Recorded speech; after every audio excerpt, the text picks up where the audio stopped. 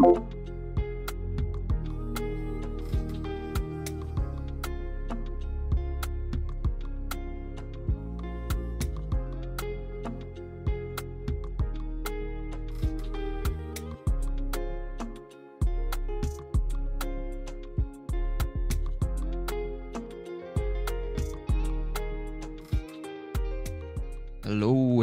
Good morning. Good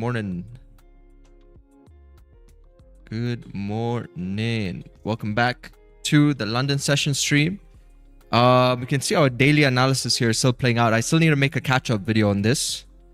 But yeah, daily time frame here is still moving up like we anticipated on the higher time frame. So you see we hit 4,200 now with the FOMC. We got also Powell speaking today. We're heading towards ATH. I think this is going to be a really good December over here. So far it looks really good. So we're just waiting on this guy. This guy right here. He's going to speak today and then he's going to speak next week on Wednesday.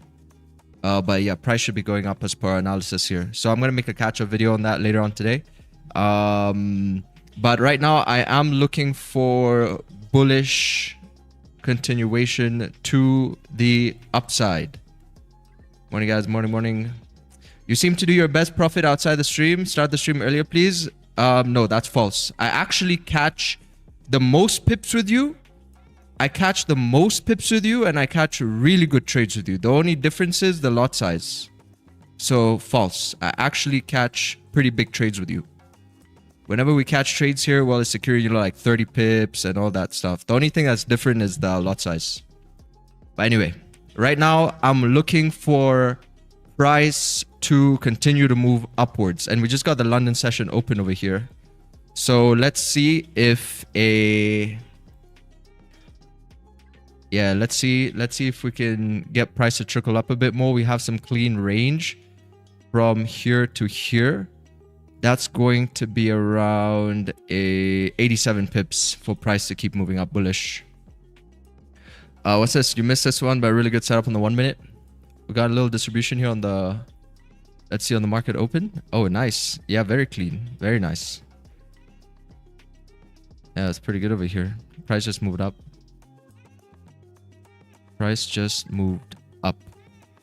Awesome. Yeah, so let's see if we can get it to keep pulling up a bit more. That's going to be around, just around this range. I actually want us to get to the top of this range over here because it's still early in the day. For gold, at least right now, it's only up 0.20%. So it's still early in the day for gold. I think gold can still have some pretty good selling pressure to the upside. I mean, buying pressure to the upside.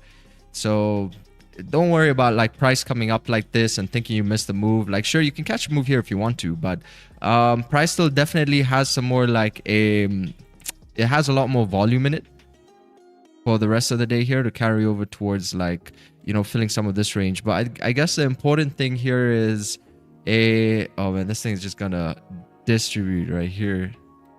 The important thing is that we see what Powell says. Right, we see what Powell is saying. So up about like 50 pips from this TFX concept entry over here, just with the London open. But I guess the only thing you can do about a move like this is feel confident about buys, due to the fact that obviously we're moving up. We anticipated price to keep moving up, so we got this range over here filled. Beautiful range. Powell is coming on. The FOMC interest rates are like 80+%. He's speaking today, so like that's gonna cause a catalyst in the market for some kind of a bullish exuberance. So that's what I'm kind of like anticipating here. So you see Fed Powell speaking. That's going to be during the New York session open. It's an orange folder, but I think this is more like a red folder. It says orange, but it should be like red. Sometimes it's like that. Sometimes it also changes, like throughout the day it can change color. But next FOMC meeting is in about 9 days. As we mentioned, that's going to be next week. And man, the easing just keeps going up over here. We're up about like 87.6% easing, which is insane. So like hitting the 90s again. Closed off November 21%. So managed to play the catch-up game with a bit of runners over here. So it's the same moves. It's the exact same thing that I do But the only difference is if I want to have like a really good profit, then I use a tighter stop loss. You know, it's all the same thing. Like even right here on this thing, if you put like a 16 pip stop on this, man, this is still running like 50 pips. 50 pips over here. It's just the same thing. It's always going to be like, how do you want to kind of like play the position, you know? But the entry models, you know, like we don't really anticipate so much drawdown on these entries. So I think it's really nice because that gives us a kind of like a confidence when we get these positions that are going to be runners, you know? When we got these runners, it gives us kind of like a confidence when price doesn't give you a hard time, when it just goes in your favor. Because the moment it starts giving you a hard time, you got to manage risk. It can still run, but you still have to manage risk. But ideally, you just don't want it to give you much of a hard time. But you see now it's like moving up like this. Maybe you're going to see some profit taking up over here. Still got the SMAs. Still got the SMAs holding price action. Yeah, so I think, man, December is going to be a pretty good month here. I think it's going to be like in 2020. This is 2024. No, 2023. I got a feeling it's going to be like 2023 here, Chad. This December. Last year's December was like a little bit slower. But this year, I think like with everything that's in the mix, you guys know already we had the government shutdown. We had like, you know, a lot with Trump going on, and now with the interest rate decisions. So we got kind of like a soup going on that we didn't have in December of 2024. So that's why I think 2025 is going to be pretty nice, pretty good volatile volume here. So this is not my opinion. This is just based off the facts that we're mentioning here. You know, so when trading, we like to speak from points of information. Not that I feel like price is going to be really good this month. But yeah, look at this. We got a nice 86 pip range. Goldie just needs to find its footing again to keep moving up, because question is whether it keeps distributing these players here or comes back to correct them to continue moving up bullish. Because the market doesn't necessarily like to leave people on profit for too long, unless there's a lot of buying pressure right over here from the anticipation of Powell coming on later today. That price can just keep moving upwards. Right now at like 0.20%, there's a scale-in opportunity at these break of the highs right over there too. If it breaks those highs at least. If there's plenty of buyers, then it won't come back to retest this zone. But if there's not enough buyers, then it will come back. But let's see what happens. I would not be surprised to see that break and retest and then have price keep moving up towards like 40.20. Keep moving up towards 42.55 there. Still not be surprised, but yeah, let's just wait. I'm gonna wait for price to come up first. We'll buy any structure now down until 42.20. TFX, good morning. Hey, good morning. Happy profitable day to you too, sir. The forecast that people are expecting this month, Uncle is ready to cut rates. Yes. Hey, welcome back, Rainsy. Yeah, Uncle is gonna cut some rates here. It looks like. Don't rush this for the moment. Bias is still very bullish. Yes.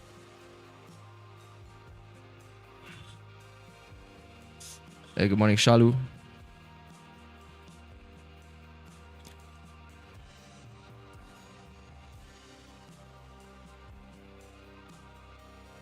I hit the first like. What's wrong with these guys? Tell them, John.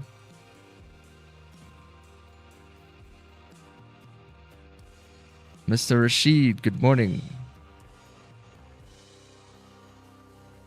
Yeah, so let's see. Let's catch up on some things over here. All right. Asian stocks slip. Yen firms as UD comments. Okay, what is this? Stocks fell on Monday after a strong end to November as a bout of risk aversion gripped markets, even as US rate cut optimism remained intact, while the beaten down yen firmed and Japanese government bond yields surged to their highest since 2008. Oh, there's the entry confirmation. That secondary one we mentioned right here. So you see that? Beautiful. Beautiful push up already. So for me, I'm still waiting, chat. I'm still waiting. I'm waiting for price to come up a little bit higher. No scarcity here. We believe the market's abundant of moves. So, you know, you can be patient when you understand your strategy and how trades are supposed to play out. Hey, Missouri-sana, welcome, welcome. Habari za asubuhi? Missouri-sana. Good afternoon, good afternoon. Yeah, this thing's already up about 20 pips. So yeah, we still said we could put the food on the spoon, but we can't feed you. At the end of the day, you eat what you kill. That's what trading is. So I'm gonna wait for something above, right above here somewhere. Just gotta wait. Just gotta sit on our hands and wait. Gold hits 5-week high.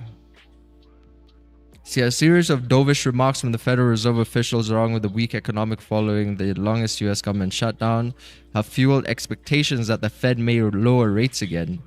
Markets are currently pricing in an 87 probability cut, 25 BPS cut. Investors are closely watching US manufacturing private payroll data due later this week for further signal and likelihood of Fed rate cut before policy meeting. I don't know why they're not talking about Powell speaking today. Why they're not mentioning anything about that. Gold has recorded gains in nearly every month this year, positioning it for the best annual performance since 1997. Since 1979? Come on, man. The results don't lie. Up like 300% this year over here. This has been an incredible year. I don't know about you guys, but like this year has just been insane. Gold volume, man, just insane. Insane amount of volume. And see how it plays over here play out? Look at how plays play out here. Zero drawdown, just pushing incredible. Man, amazing. What an amazing year this has been. So, I don't know. I think like next year, probably keep going. Goldie. Insane. Since 1979, chat. 1979. I wasn't even born yet here. The metal ascent has been supported by elevated central bank purchases and strong inflows into ETFs, which helped push prices to a record high above 43.80 per ounce last week. And we're going to be seeing 4,400 by the end of this month too. That's what I think. That's what I think. Well, the market welcomed me and I took it, and now it's upon me to keep it. Yes. You know, a trend that I've seen a lot, like every market cycle, as we head towards the end of the year, people already start making up excuses like, oh, markets are going to be slow, or I'm not going to be trading this month. But man, like for me personally, I see December as just like any other month. Sure, you're going to have a little bit more of those bank holidays, but it's really not, it's not that serious. If you look at the economic calendar here, this Monday, beautiful, like prices moving nicely. Powell is speaking on Tuesday.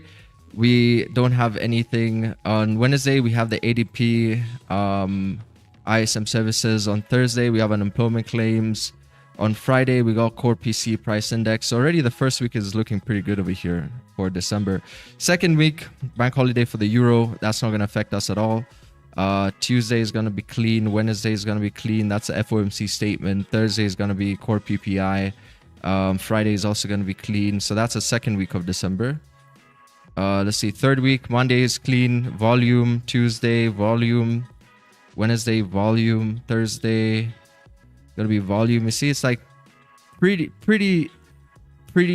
much the same.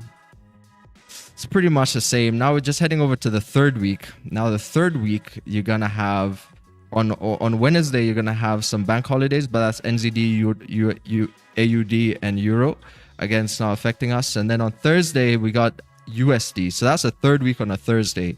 First bank holiday over here.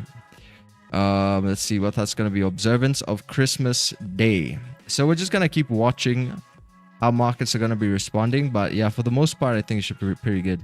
It's only towards like the tail end right over here that things may look a bit funny. But yeah, I think it's going to be pretty good for the most part.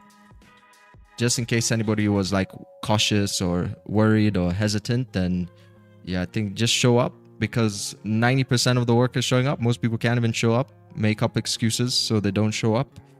Because, you know, like excuses are going to sound really nice in your head, right? When you say you kind of make excuses, it sounds really good. Very convincing. Kraken, good morning. War, etc. things happen. That's one of the reasons. Yeah, the war between Russia and Ukraine has kind of taken a backseat over there. So we're not even getting much headlines from that either. The only thing really driving gold right now, I'd say, is just the government shutdown, numbers coming out, and Powell speaking on the interest rates. There is Venezuela also. Sir, what do you mean?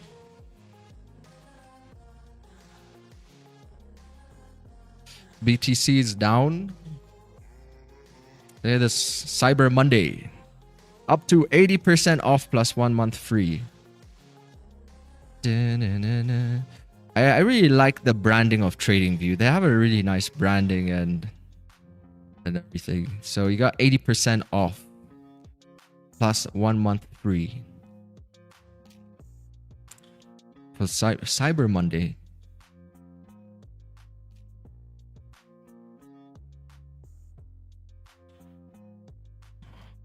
It's another setup over here that's forming. Still waiting for it to come up a bit more.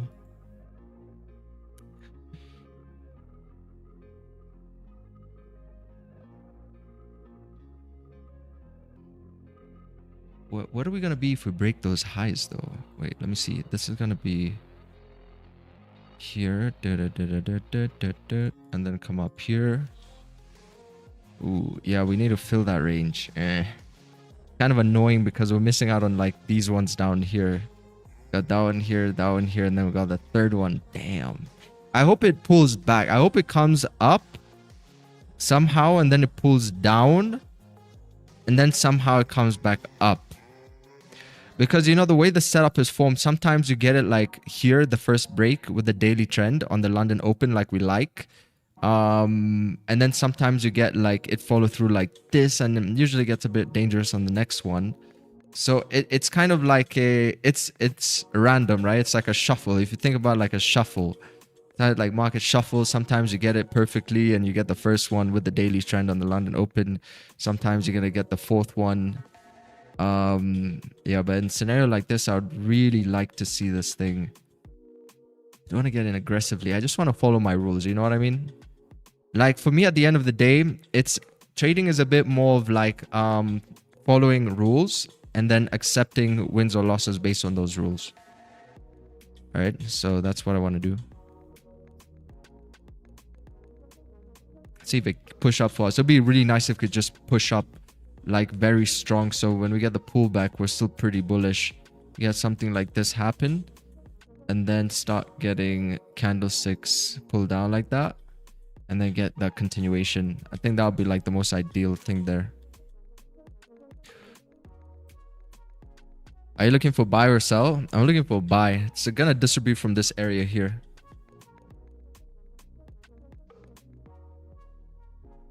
See what's going on here. Trump is talking. To all airlines, pilots, drug dealers, and human traffickers, please consider the airspace above and surrounding Venezuela to be closed in its entirety. Thank you for your attention to this matter. Wow. How can the US president affect Venezuelan airspace? The airspace above and surrounding Venezuela to be closed in its entirety. In its entirety. What? And Trump wants something. Whenever he lashes out like this, he usually wants something. Thank you for your attention to this matter. Holy. That's wild.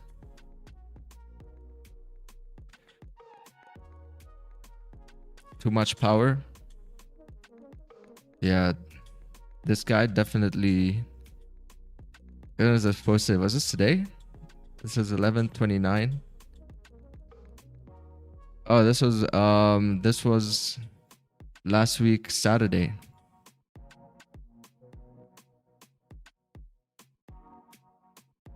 Even the military power to actually close down a whole entire airspace, quite impressive. Well, yeah, we're kind of interesting to see like how the Venezuelan government reacts to that. Did they actually close it? Probably not. Probably don't listen to him. I mean, what is he gonna do? Shoot down planes?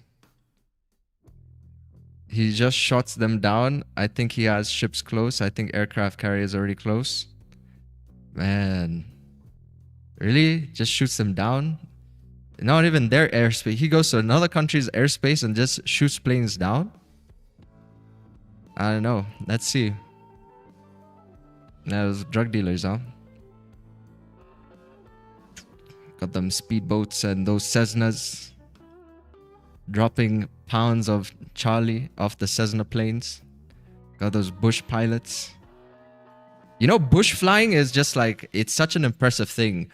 If you're a commercial aviation pilot and you've had experience with bush flying in these countries which are surrounded by mountains and stuff, it looks really good on your resume. I mean, because that's like the most difficult. And that's what those drug dealers do. So in a sense, and they're pretty good pilots. Really good. Just in the wrong, they could be commercial, but I guess it pays better. Flying Charlie.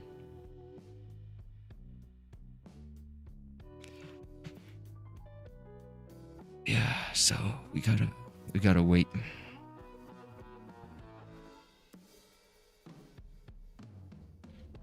My trading view page is not opening. Anybody else with this issue? Yeah, you know, commercial pilots are actually underpaid. Like they don't get paid as much as they should, because you know, by the time you're getting paid a lot, you're already quite a senior in your field. You're already gonna be quite an older captain. So yeah, don't get paid too much, and the hours are crazy too. But you know, it's a hobby. For people who fly, it's like they can't imagine not flying, so it'll feel like something is missing. So it's not like a job, it's also like a hobby for sure. It is a job, but also a hobby.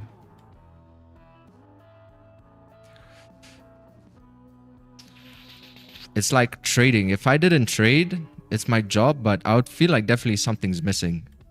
If I didn't look at the charts at all, and if I went like even 3 days without looking at the charts, feels like something's missing. Because I think like when you're gonna start trading, it takes so much percent of your life, right? It's like maybe 80%. You feel like when you start to lock in, really. Just hovering here at 0.30%. It looks like a struggle in this entry here too. Consolidated a bit instead of like moving up cleanly. See, as it's pulling up, that's why it's like gets a bit more riskier, because you want to see the pullbacks first. That also happens sometimes to me during pre-London session, where it's like I see if it's the third one or the fourth one, and you really got to think about taking it.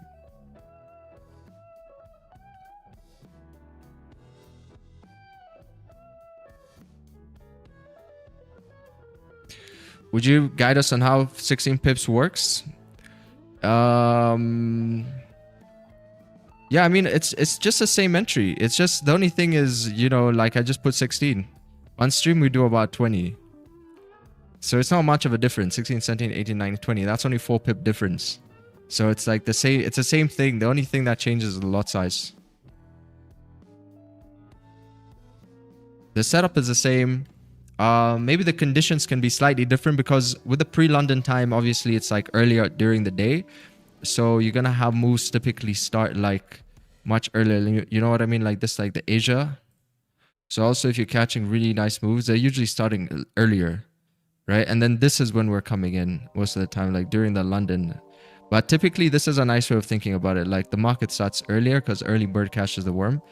And then it comes like a bit later. This is what we're trying to catch for the London now, as a continuation. It's looking good after that pullback there too. It's at 0.35. Oh, wait. How was the previous day? Previous day is bullish. You can take a buy right here, I think. Should we wait for a little bit more structure?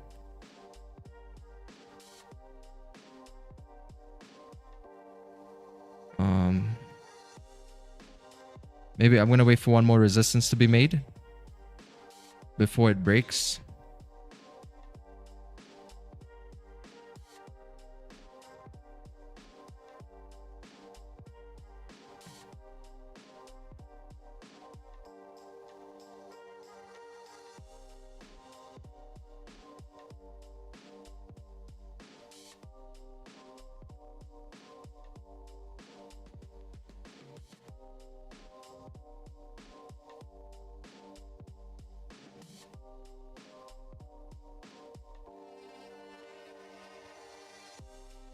Let's put it like here.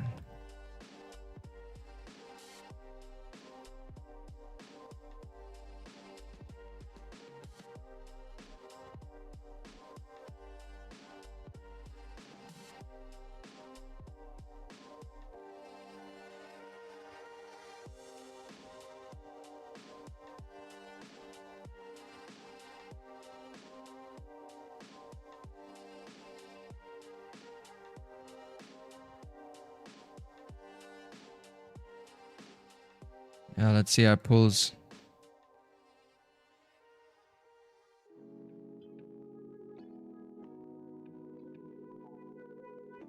The break above these highs. Because I saw the volume from the previous day over there. We could have gotten away with it.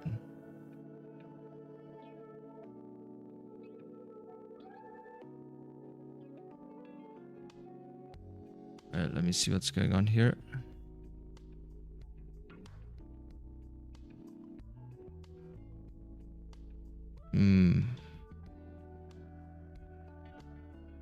See if I can get this to look a little bit cleaner. Candle can pull down first a bit more. Yeah, just like that. 3 minutes, 11 seconds.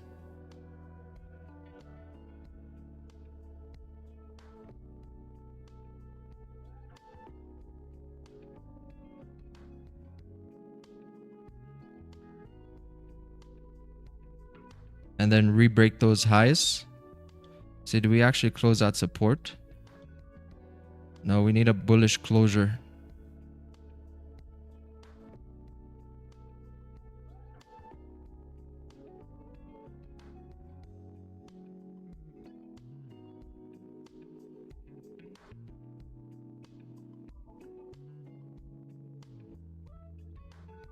Yeah, we need to create a support right there and start breaking about 42.54.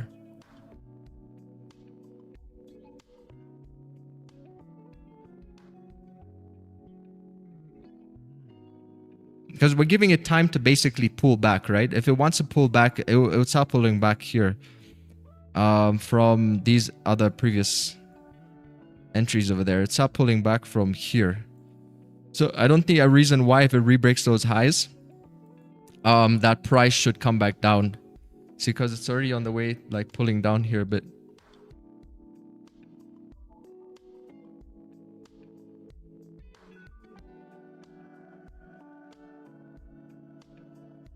See if we can get like a support to be formed.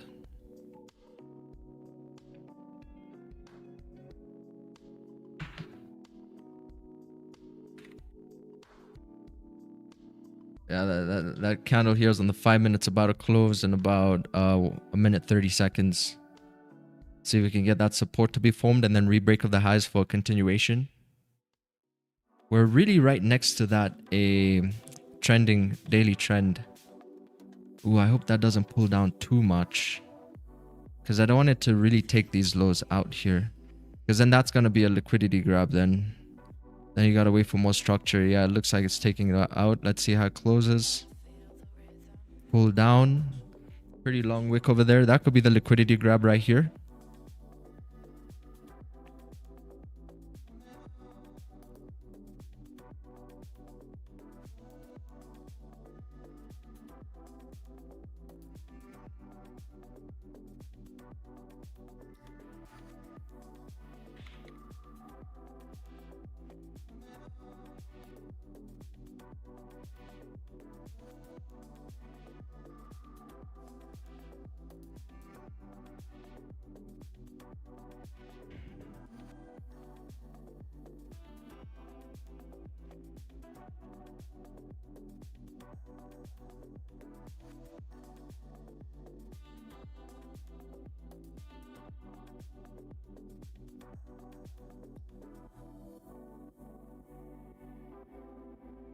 Oh, still moving down.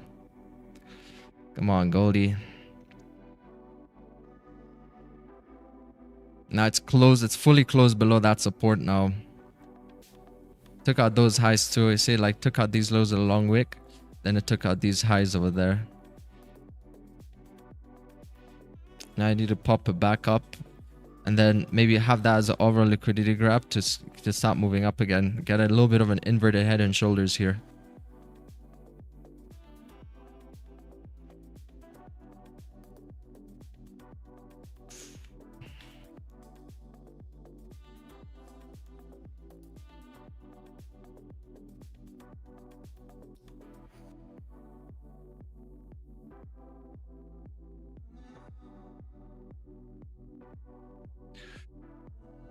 Yeah, I'm thinking we should have probably like hit this one, the one that broke out right here on that break and retest.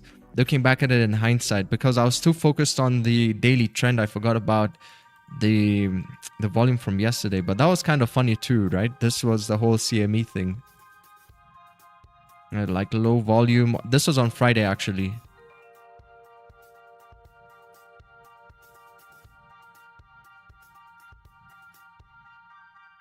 Oh, the market open right here.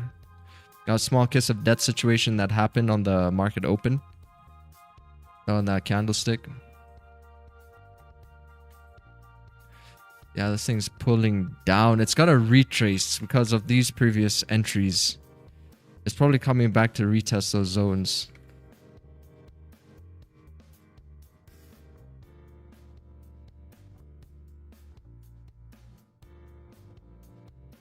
I love it when market moves. Last week was a shit show.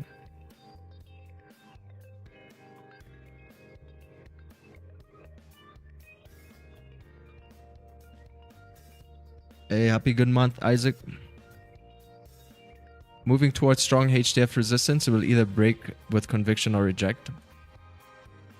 That range has been filled, right? Yeah, pretty much. Very much this range here has been already filled over there. So I was really thinking, maybe that confluence, maybe the trade was right here. I mean, we called it, but we didn't take it. Or I didn't take it. Because that was a clean range move from here, then clean range move on the 5-minute to move up. It was like 42.55.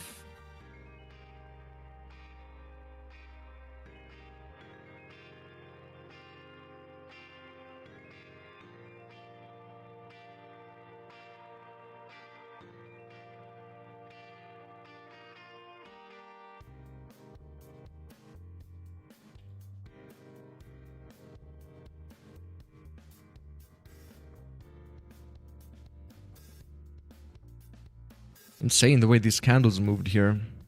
Like barely created like top bottom wicks. Then look at the way volume just dies out. Complete. This is a little accumulation break right here. It's a little mini one. That's a distribution. Oh, that's a continuation of the distribution. To fill this range on the left hand side. Down towards support. See this? Then moved up. Broke resistance. Had one aggressive pullback. But targets were met by that next resistance point over here. And the same thing that's happening here. We had that resistance. And targets have been met. As price continues to move up there. As pulling back down, it's retracing, so kind of like what we wanted to see, but would have been nicer if it popped above this area first and then pulled back down. Because now it also gave back a lot of the gains, so it could be looking to accumulate this area over here. It might become a larger accumulation actually. Then get the break on that one. I don't think we've got an accumulation this big yet in a while. It's like 83 pip range from that wick. But it's, oh man, it's still moving down. Like hold this level like this and then start to nicely break above it somehow. But yeah, it's still moving down. See, it's coming back to retest these previous players. You got that area, that region right here, and then you got that region down over here. Because yeah, from their entries, these ones here pushed like 100 pips, and then that one was about like 49.50. Yeah, it's coming back to wipe off some of these gains and then maybe try again and move up again later.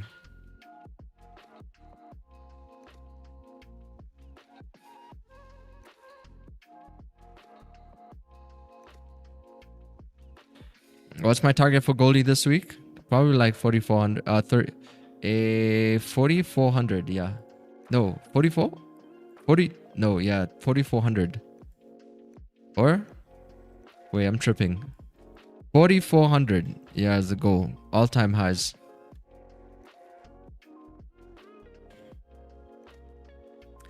That LTF structure was confusing me, but yeah, I think gold can go up all-time highs this week. Potentially. Or actually maybe not this week, but I mean that just seems to be the target for the week. You know, maybe like because we still got FOMC next week Wednesday. But this is definitely a target here for the week. That's like 35.55. But we might as well create all-time highs at that point since we're already going to be at resistance. But it's already moving, you know. The candle already broke above resistance here by 4,200. So, you know, that's going to be the next point.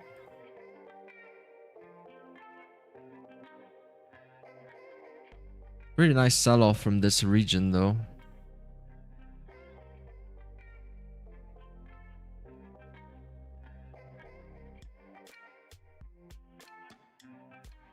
In skydiving, most of the pilots didn't get any payment because they need hours every year here to keep the license. And renting a plane to make those hours like $100 an hour or more. That goes straight in 1 hour resistance. So I'd like to buy from something like this.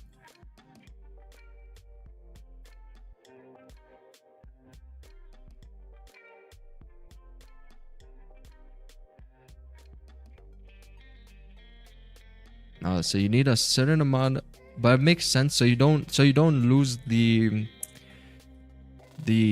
skill that every year I guess you're forced to get those hours to keep the license. But it's, yeah, $100 an hour. Not bad. Actually, it's not bad. Yeah, I think that's how it would be in most countries. Would be roughly about $100 something for those Cessna planes for like an hour. Those smaller ones. Yeah, just about right. I mean, you could travel on holiday somewhere. You could take the plane. Do people I wonder if people actually do that, like pilots do, because they're allowed to do that, right? That's what my teacher told me. I just pay for the fuel. Yeah, it was about. She also mentioned it was about like $100, $100 for an hour's flight.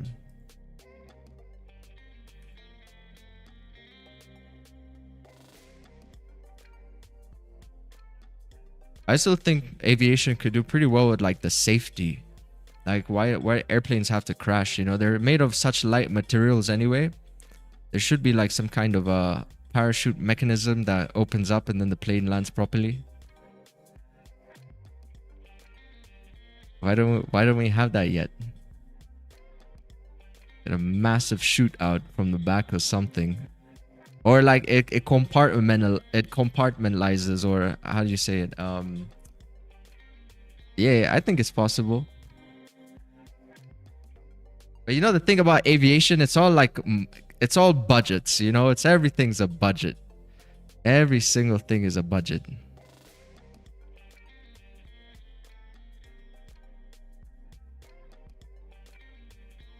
It's an industry, if you get into aviation, the profit margins aren't the greatest. Some companies which have been around for 50 plus years, you know, still like breaking even.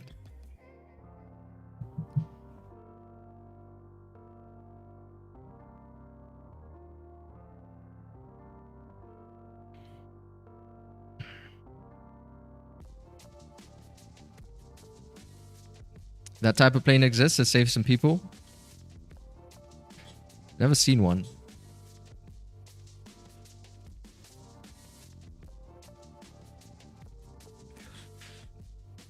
Damn, that's a pretty strong pullback. She's coming back to this zone. It's just coming back to retest this area here. As I mentioned, like, market hasn't forgotten about these players.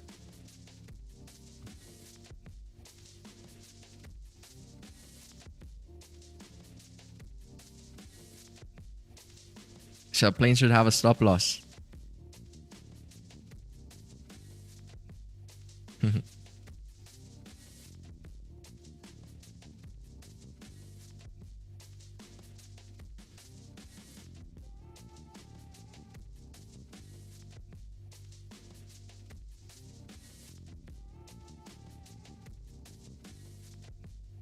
Yeah, these are like those. What is this? Something like this. Something that just opens up on the front end and the back end. Yeah, exactly like this. And then kind of like brings down the... Oh, but what happens to the pilot here? What happens to the pilot and the stewardess? The stewardesses at the back over there. Yeah, pilot's gotta go down with the ship. You know, if you're gonna drive a ship and the ship is sinking, I guess in some places you gotta go down with the ship. The captain's gotta go down with the ship. But Vladimir Tatrenko, vision for safe airplane landing. Note the shell of the doomed plane in the background. Oh, the shell over here. That's a doomed plane. Yeah, this is how people play Battlefield sometimes. People who don't know how to fly jets, they just jump out the jet and then it goes and it gets you some kills over there.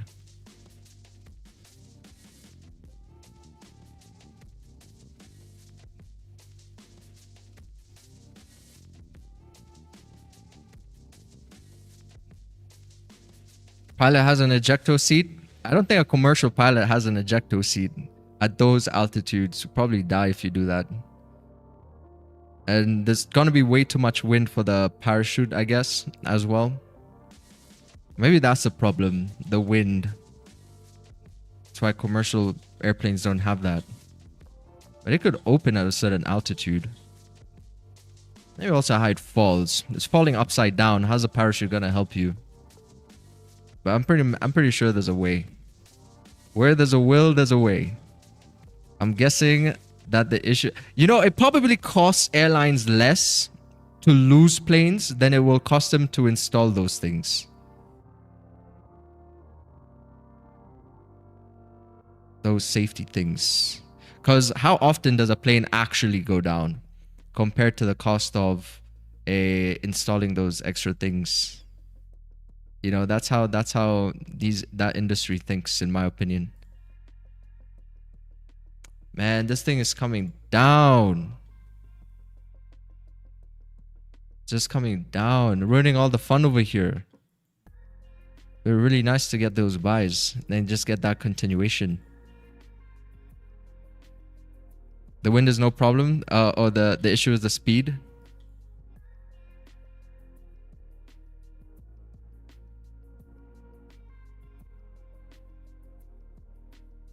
Ejecto hamster ball.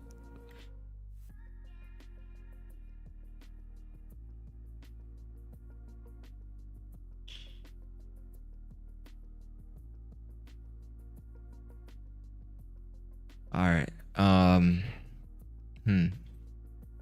Yeah, that looks like that was the range. Now it's just creating a new range here for price again to attempt to move back up later. That's the thing. So you're gonna have this next range is gonna be around 100 pips towards like 42.52 as it's pulling down there.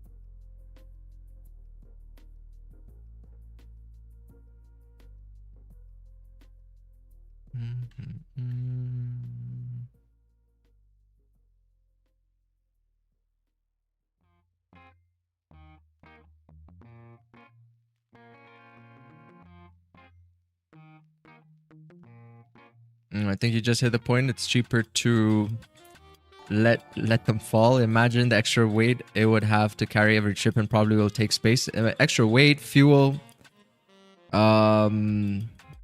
space from cardo, yeah, and clients as well. So you got the weight, the fuel, clients, just let them fall. So they would have to pay more for the system and have less profitable plane, yes.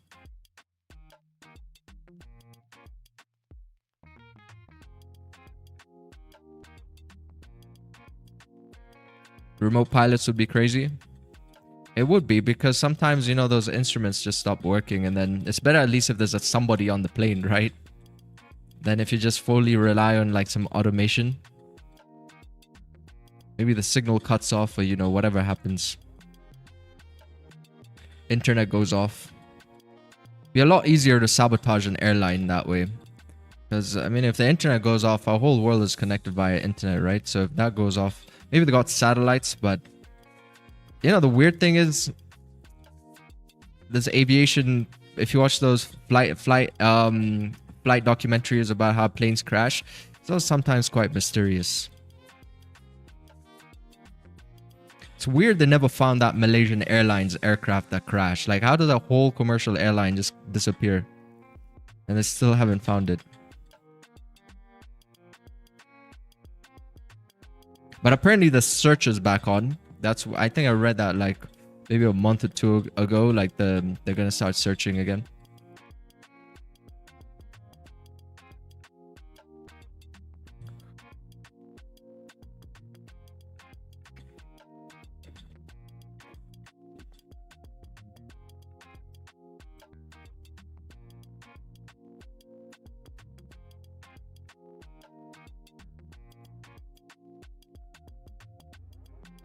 The Bermuda Triangle, where all ships and planes go missing. This is your host, Morgan Freeman, and you're watching the Bermuda Triangle. Yeah, sometimes I wonder how planes just disappear. Probably a UFO. A UFO probably took it, then it's gonna dump it somewhere again later. Then we're gonna find it, and then we're gonna be like, oh, it was here the whole time.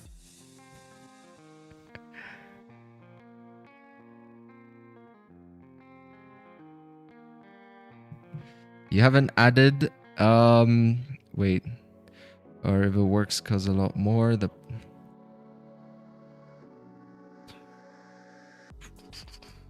yeah, man, this is kind of a downer here, that the daily is coming all the way back down, and, you know, giving us like a rejection wick, because that's again showing us no direction. It's so much nicer if it just came up and then we just kept pushing there. That daily range, so close to doing it too. Now we're back down to being like a doji. A small candlestick volume over here at like 0.05%. It's kind of like a liquidity grab in a sense of the daily. You're like breaking these highs and pulling down again, but it's not like it created any new higher highs on that push. Maybe on the 4-hour that it broke above this area here. For some reason, sellers coming into the market. I'm not sure why. This price should actually go up. And the 1-hour looks quite aggressive there too. Candlestick reflip. It's like after filling up the range. But this is quite an aggressive push for just a range fill. Just like a range fill. If we're still gonna go in that direction, then this candle over here is basically engulfed the previous 30-minute candles. 2 30-minute candles after filling that range. Quite an aggressive pullback there. This is like 118 pips. But amazing if it just did that to the opposite direction.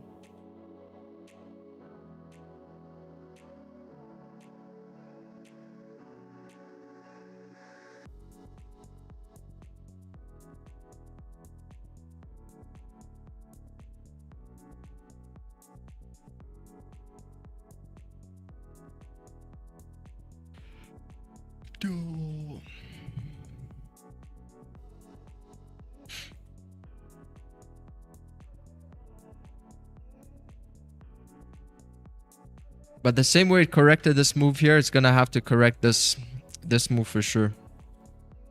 Right there. Boom, boom, boom. Come down. You can correct this.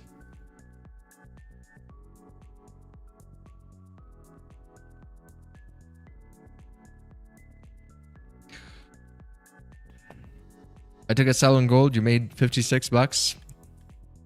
Congratulations, sir. Nice way to start off the Monday there. Yeah, let's go look at Discord and see what is happening. Freaky Friday for a reason. 2 times my account. Oh, wow. Imagine you took a freaking buy there. Gotta sell. Look at how lucky this is.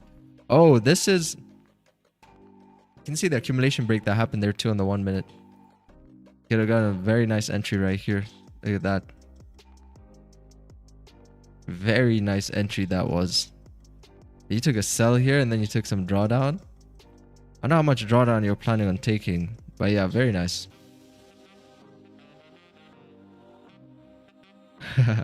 This guy caught the wick. He caught the wick that blew people's accounts over there.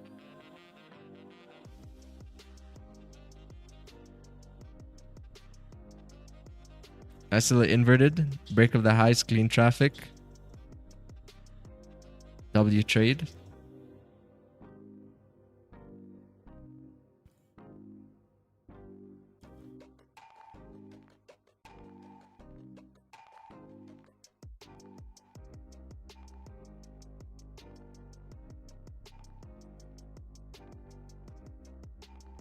Took this on my live. I never trade gold, but I'm rock solid. Pause.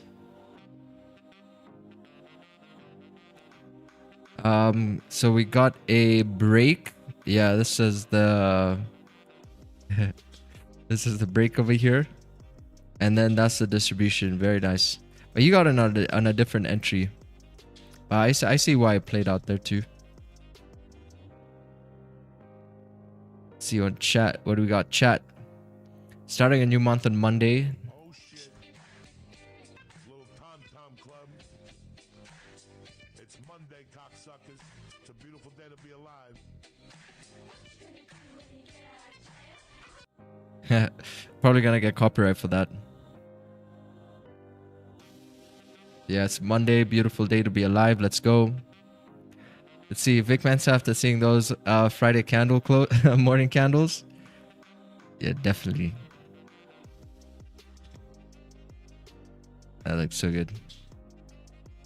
Yeah, there's nothing. There was nothing on Friday. You couldn't trade Friday. I think what happened on Friday, those brokers made a lot of money on Friday, if you ask me. I feel like they're in cahoots. They're in cahoots and say, hey guys, all right, so you know, this is what's going to happen here. And we're all going to be making some money now for the December holidays. So yes, this is a game plan. Timing's quite funny too, towards the end of November, right? Got a secret society of people there making money. Because like for me personally, I don't see a reason as to why I don't see a reason as to why the markets would behave like that. It seemed a bit strange. That's all it seemed like. I don't know when that's ever happened. Like honestly, I can't remember. Like I think people are talking about something about the CME group or something like that. I'm not sure exactly, but I don't know. Like how often does that even happen? And for me, I'm pretty cynical about the way things happen in the world, you know. Pretty cynical about how businesses operate too. I don't think things happen by accident necessarily. Hey, what's up, Dante? I'm back now. Mr. Live Trading, welcome. Glad to have you back. You know, it's towards the end of the year here, so it's time to lock in. Since it's gonna be the holidays and you can, you know, have a lot more free time. I think it's a pretty good thing. Because you know, when I started trading during like this time roughly, but more towards the end of this month. So I had a lot of free time. Lucky I'm not in the trade at Friday. Yeah. That's a problem with like with holding trades, right? You get more exposed to such things.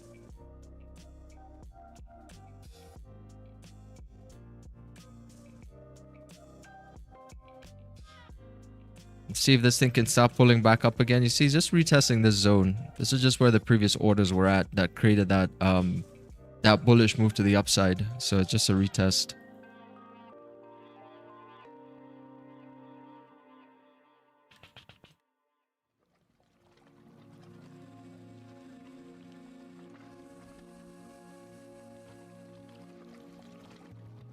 They said some hardware was overheating. No clue what that means. Some hardware was overheating. It seems like, you know, you can go very deep down the rabbit hole when it comes to markets, right? Like when you have these movements and stuff, you can go quite deep down the rabbit hole. For me, my conclusion of markets is they're super efficient and they move in line with things that should make sense. Like if someone buys, it's going to move. Someone sells like a lot, it's going to move. But at the same time, it has autonomy. You know, it can do what it wants to do. So if there's like a certain goal or target, it's going to move. It doesn't matter if there's someone who sells like really hard. Maybe it can give them that reaction, but it's just going to move based on its own accord. That's what my conclusion over the years of markets have been, just going down the rabbit hole. Like you can make logical sense of it. But it's also not random. It's definitely super efficient. That's why we're able to have our entry models, manage risk the way we manage, have tighter stop losses if we need to, because it's efficient, right? If it was random, we wouldn't be able to do that. We wouldn't be able to actually make money.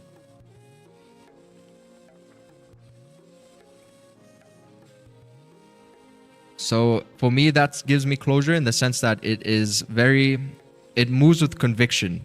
When it does something, it's not random. So that's why you gotta wait for entry confirmations, right? Because it moves with conviction. Like if it breaks wicks, then that's gonna be confirmation of momentum, for example. But you gotta wait. It can't just be like any wick, correct? It has to be part of a sample sizing data of something that you've seen happen over and over and over again, right? And then sticking with that system long enough to know the different type of variations that can be formed. And then also at the same time, different market conditions that can be formed with the macro fundamentals and also technicals.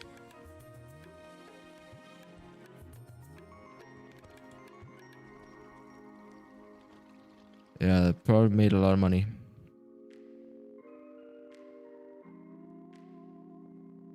So, you know, that's why the less you're in the market, the more you get a keep of your money. Yes, Friday was not even...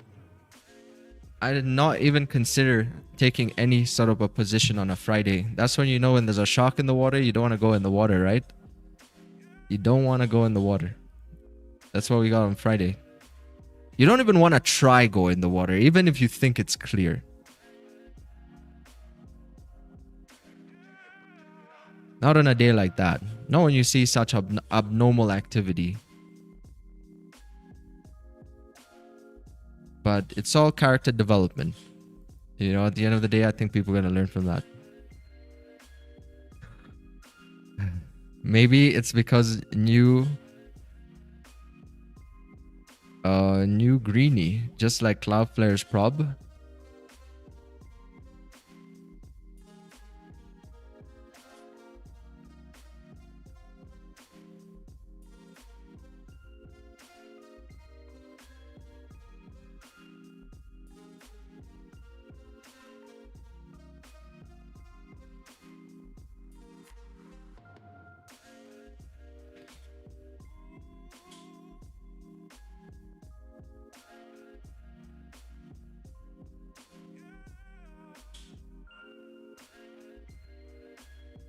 I'm trying to buy a challenge account, but my bank is declining payments. Not sure though. I have more than enough.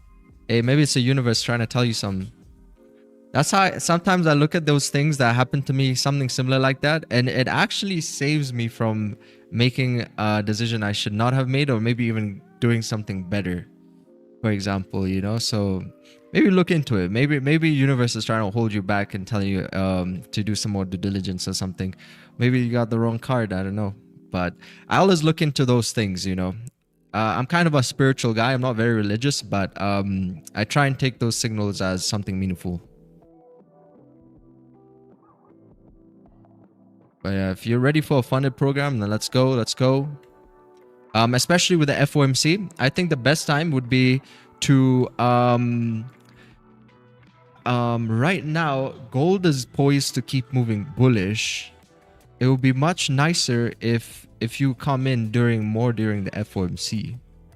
That's next week. Next week, Wednesday, when you get the FOMC statement and then you get the rate decisions. At least after the rate decisions, right? That would be a little bit more sure thing. Even if you get in the next day, at least now we know 100% we got the rate cuts. So we're going 4,400 and then beyond that. But right now we're still kind of like, you know, waiting. Powell's going to speak later today. We still got this whole week to get through. It's moving up. You can already sense the exuberance in the market, but it's still kind of early, but definitely probability is sitting at 87%. Easing is pretty high. But if you just wanted to be extra safe, just know you're never missing any moves in the market. Like FOMO doesn't exist, right? So you might see price skyrocket now and you're going to think to yourself, oh man, I wish I actually got the funded program. I wish I did this. That's a choice you make. You make choices in life and you don't look back. But just know that price can keep moving up. Way beyond 4,400 over there. Once you get those rate decisions. You're going to start 2026 with a bang.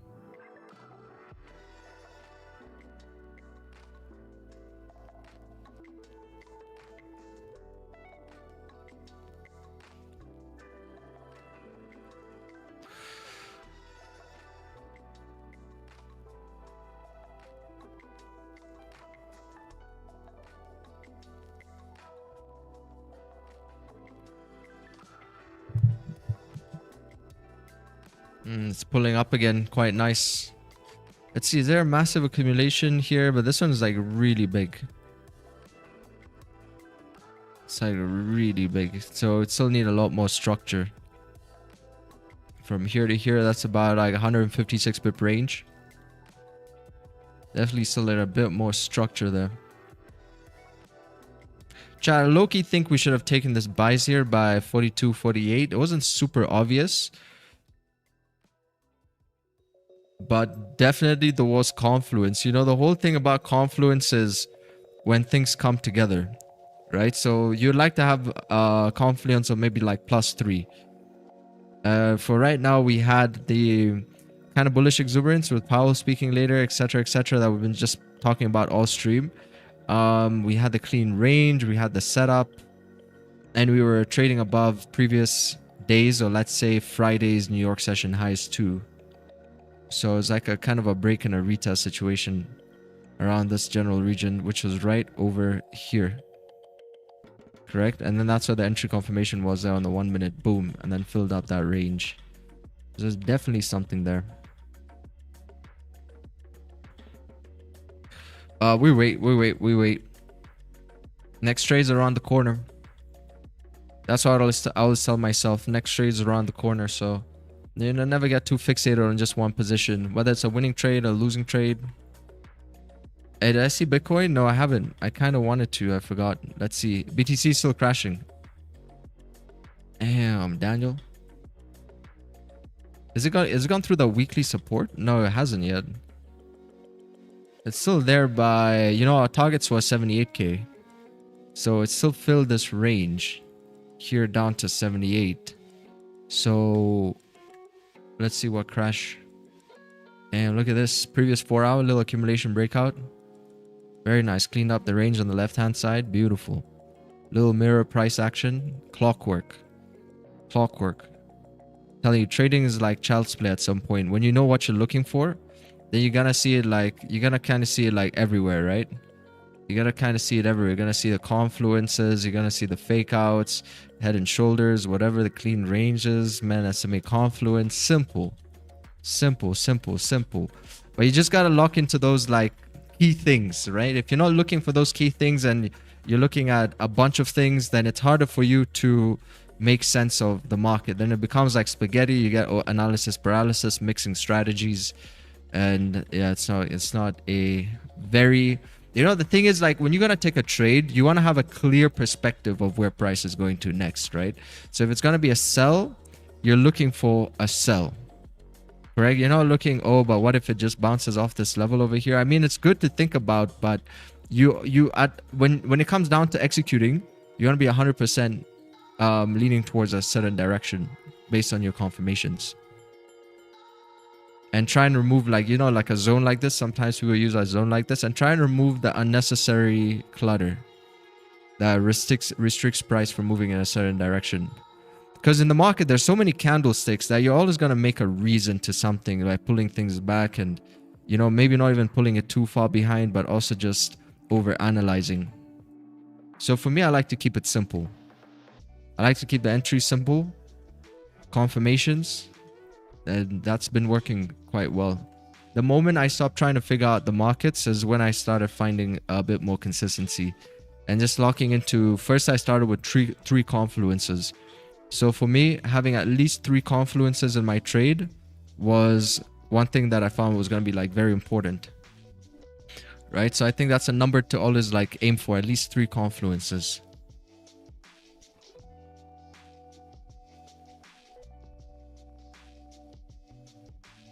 See, like right now, we don't even have any drawings on the chart because we know price should be moving up.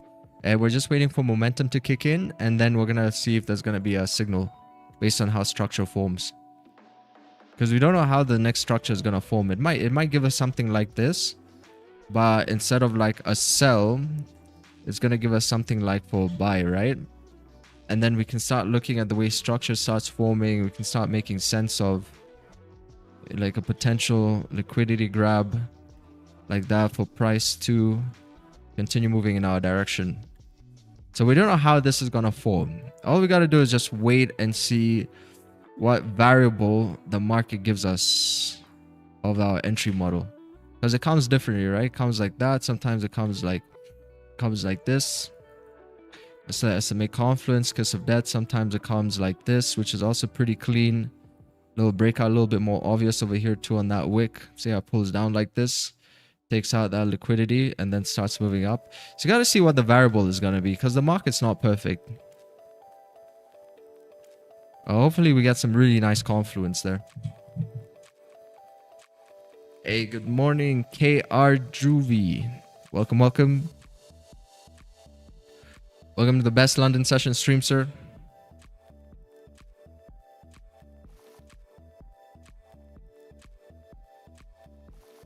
Oh, nice start on Monday. How'd you do that? How did you change the colors here? Pretty cool. Green and yellow. You can do that? I realized the other day you can change MetaTrader to a black theme. Didn't know you could do that.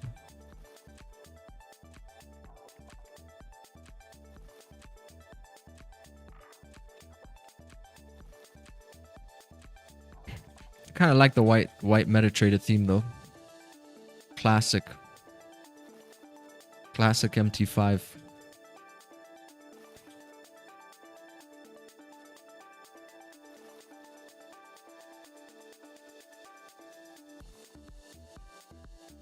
Saying BTC is bottomed out.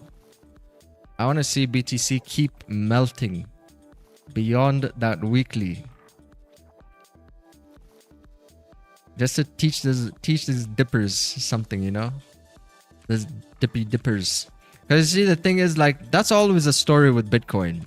Oh, it's found a support. Like, price telling you it's moving down. And people always say, oh, it's dipping here. Then it'll come down again. Then it'll make another reason for why 70k is a dip.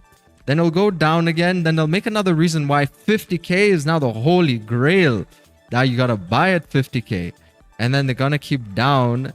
And they're always gonna make a reason for why it's a dip. Instead of just waiting for price to actually move up first and then say that, based off of XYZ, that, price can keep moving up bullish. But, for Bitcoin, it's more of like, you got to get in early. If it dips, you got to buy in here. That's the mentality of those people who gamble on BTC. They look at people who look at 80,000 as expensive, then it goes to 100,000, and those same people who are buying at 100,000, they look at them as they're foolish, because the whole mentality is that you should be buying Bitcoin and you should always be buying when it's dipping. So it's kind of like insane. You know, it's insane. It's basically martingaling what the Bitcoin people do.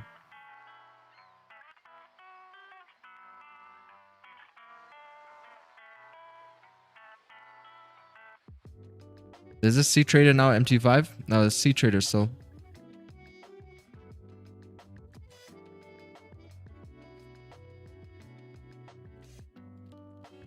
What are we on? 0.28?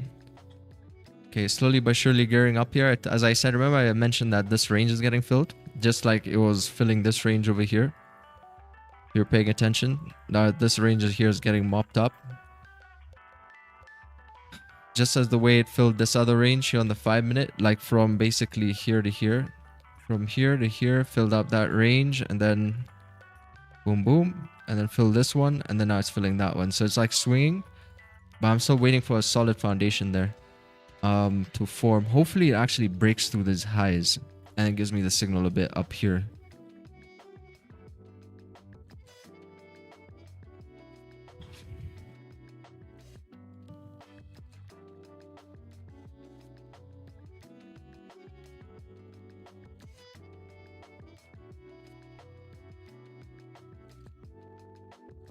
You're gonna learn a day.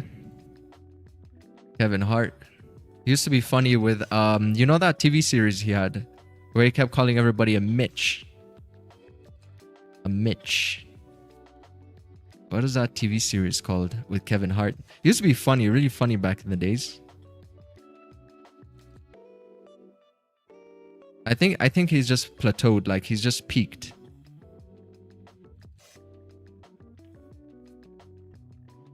Real Husbands of, what is it called? Real Husbands of Hollywood or something like that.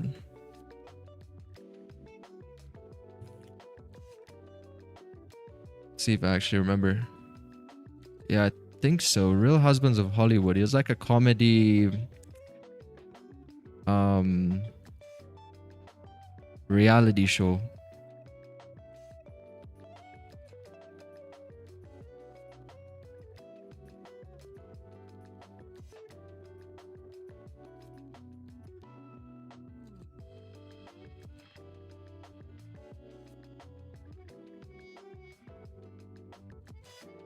On the Discord account, there's a guy who texts me and his name is right exactly like you. Oh, thank you, thank you. I know there's a lot of them. So just be careful because I'll never text you first, and I think it's gonna be pretty obvious because you're gonna get like 5 more of those. So I don't know if like who would ever fall for that if they're gonna get 5 or 10 more of the same different accounts, the same picture and name. That's where they kind of mess up, those scammers on Discord. It's not only my channel, they do it to literally every channel that has like some viewerships in there. Often imitated, never duplicated.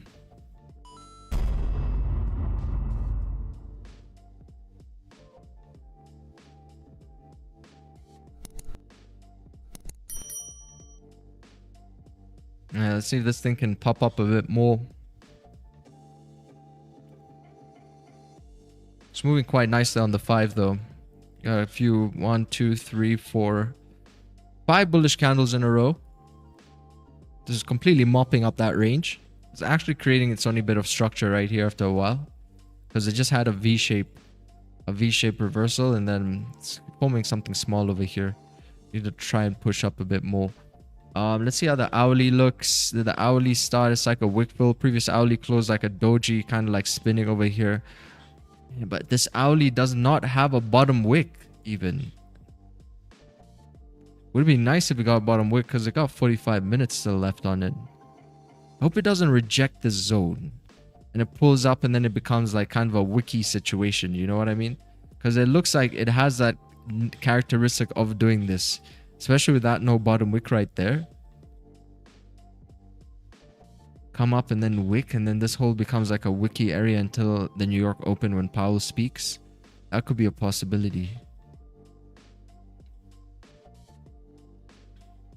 But right now, definitely is doing like a wick fill of the previous hourly candle.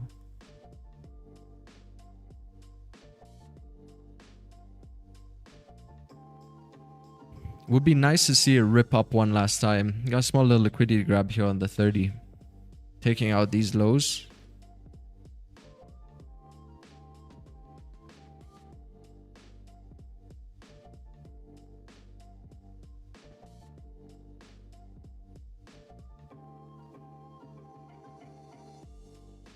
One hour looks really nice, head and shoulders.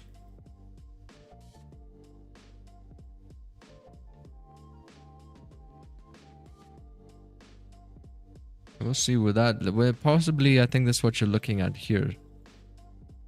Especially with that grab. That 30, yeah, it looks good on the 30 too. That wick.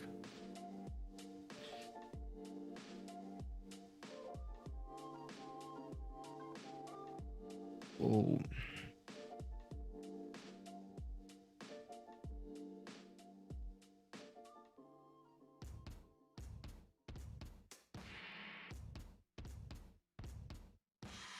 It's gearing up for a move. You can see it. It's trying to accumulate here. It's getting ready for an explosive move soon. Running up like 0.26% though. You still trade GJ? No. Look at GJ. Oh, that's a weekly. Let's go on the 5.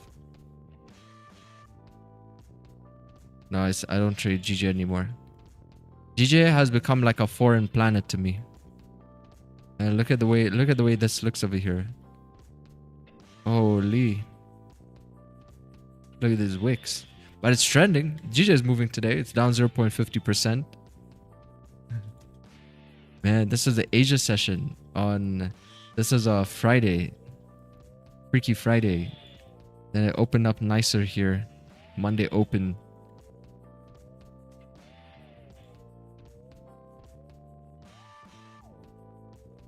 Yeah, I think the thing is like GJ is tradable. Just like much of anything in the market is tradable.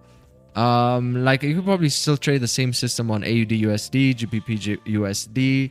But I think the reason I stuck with GJ for so long was because I was heavily influenced at the time by the people I was watching, and everybody traded GJ.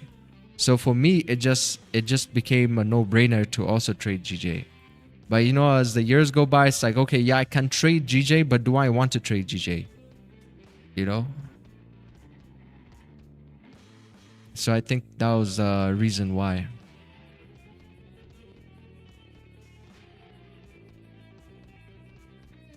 But nowadays, like gold is enough.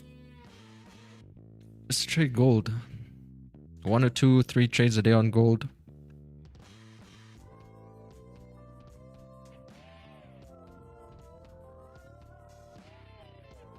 Spreads are going up right now. Why are the spreads increasing so wide?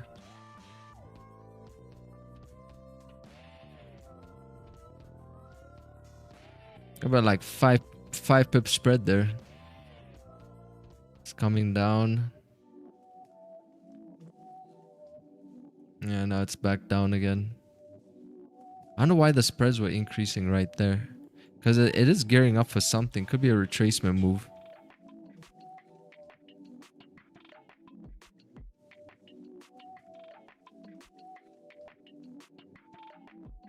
You know, the technology brokers use is actually, it's really crazy because they can do things to the milliseconds, right? And that's how they sometimes sneak away with profits.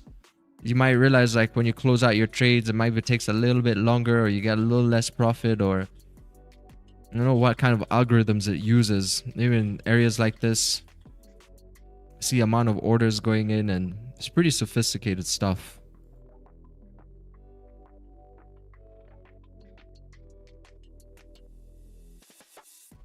Obviously, nobody with a broker is actually going to tell you that, though. But I'm pretty sure that they're actually like programs you can install on brokerages that help with those things. That help them maybe make a few extra bucks here and there. You can like toggle it on and off basically type thing.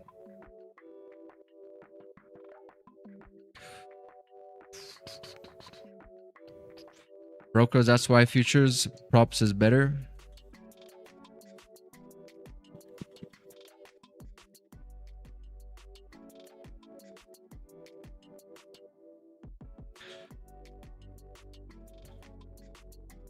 Trying to break on the 5-minute here. The Russians. If you want a broker, just go on Forex Factory forums, and you're gonna find a Russian there who's going to sell you a broker. I know somebody who got scammed like that of so much money. You know, like the first time you're gonna open a broker, like you're gonna get if you don't do your due diligence, you're gonna get scammed. I know somebody got scammed like hundreds of thousands of dollars because they're trying to take shortcuts.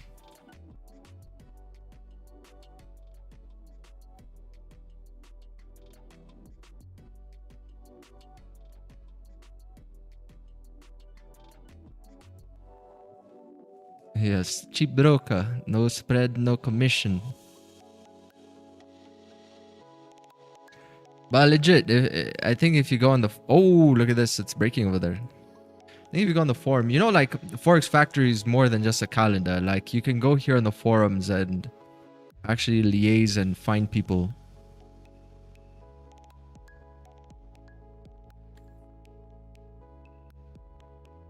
Let's see what happens. 0.30%.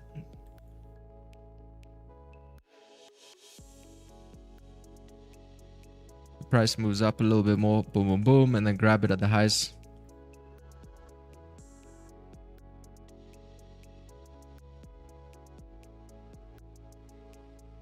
At least the spreads have come down. Yeah, 1 pip again.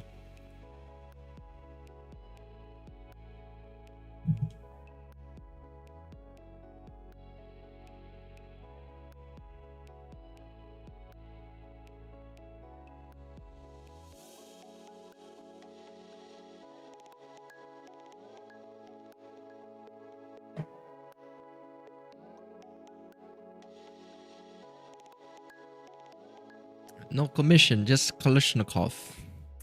Kalashnikov's entry speed.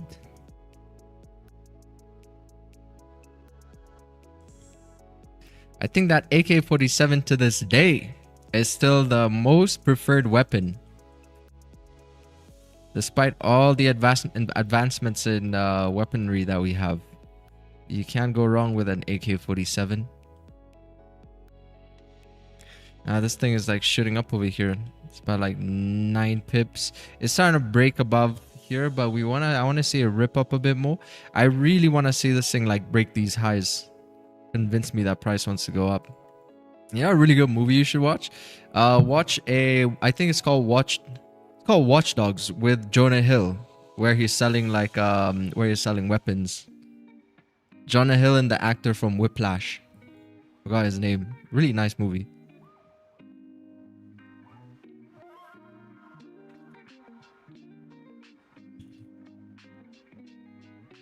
Oh, it's called War Dogs. Yeah, not Watch Dogs. War Dogs. 7.1 out of 10.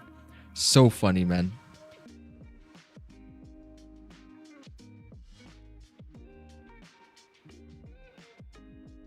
The AK right here. I think it's because it's a reliable weapon. Like, you know, a lot of guns can be faulty, but I think this thing is like very durable.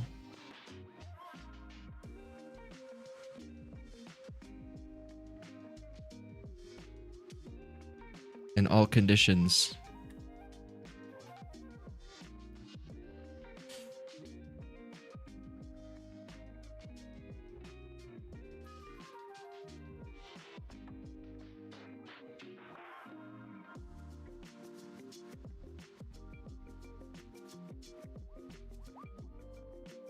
One time a prop firm wouldn't let me exit for like 5 minutes. One time my broker wouldn't let me exit for like, I think it was about an hour or something. I was in a trade.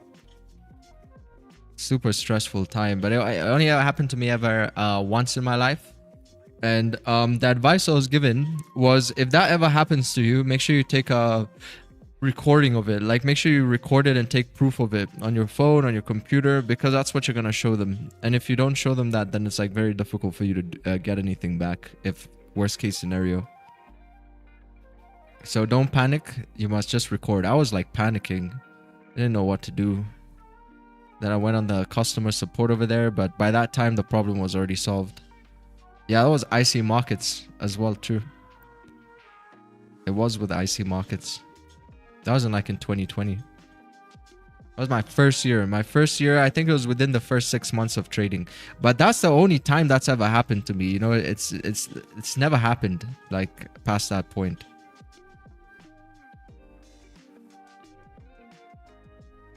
I've been trading almost now, going into my 6th year, so I think it's not bad.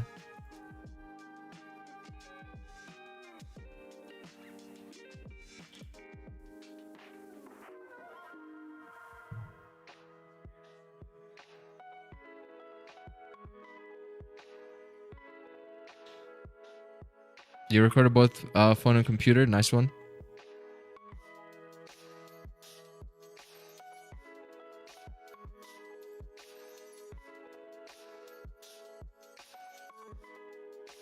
I was forced to hold over the weekend because my broker stopped trading on gold because of the issue with liquidity. Holy.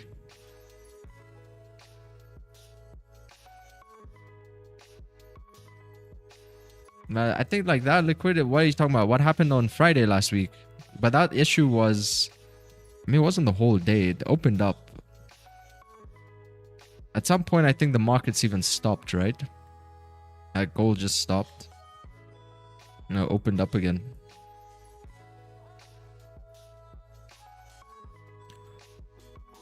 Gold spot.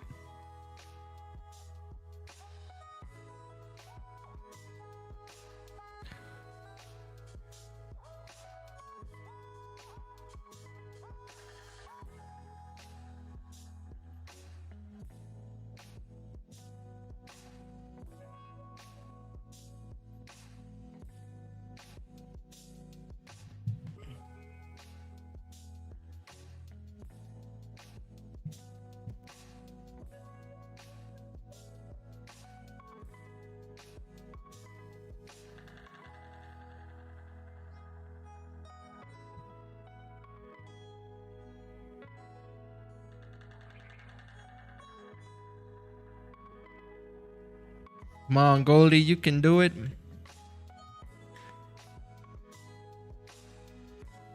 Don't know about this hourly though, because it's had such a big push. It might actually come in the next hourly candlestick. If this candle does something like this, and then get the next candle, it might not even have that bottom wick. Then get the next candle, do this. That would be structurally a bit more sustainable than if this candle just does the whole thing. Like if it comes up here and then expecting it to keep pushing.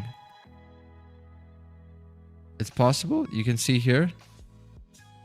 Like hourly candle could dish out those pips that we're looking for.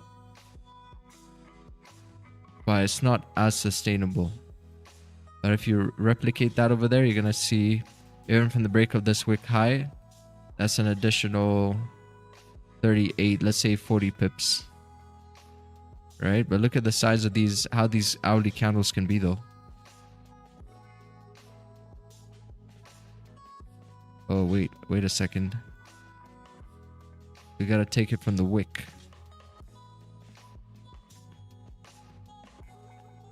The wick over here and then the wick over here. Ooh, yeah, because see that candle at some point was all the way down here. It just pulled up, but it actually pushed all the way down over here.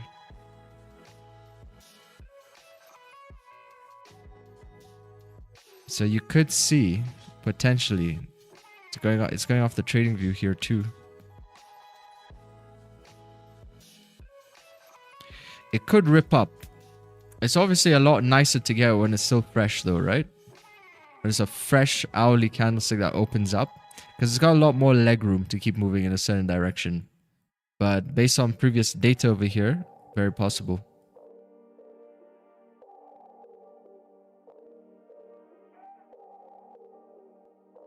So again, just trading what we see, not what we feel.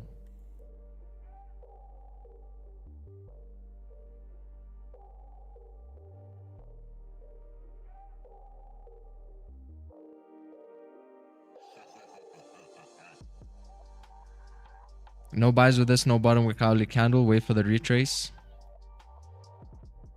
It's got about like 30 minutes for it to close.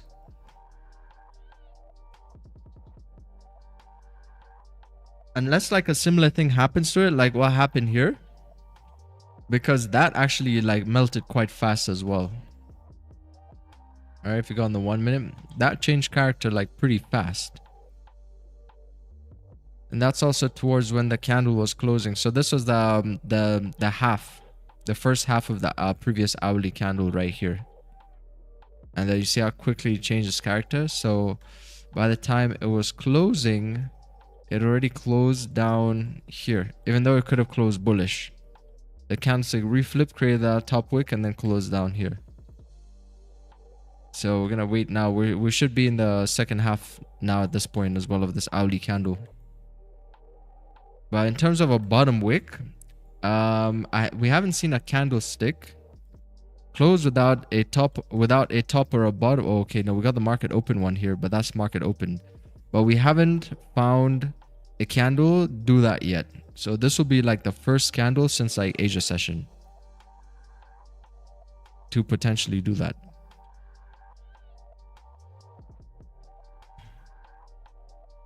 But you can investigate other brokers. Let's see Owanda.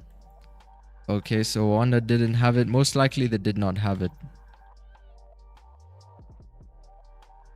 And look at Pepperstone. Yeah, all brokers there didn't have it.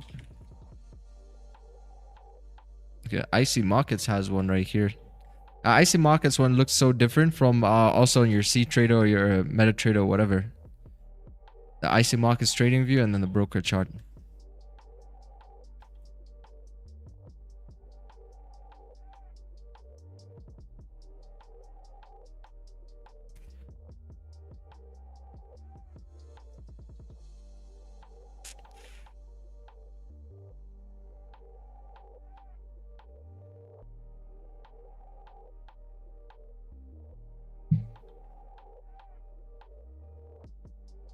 Come on, pump it.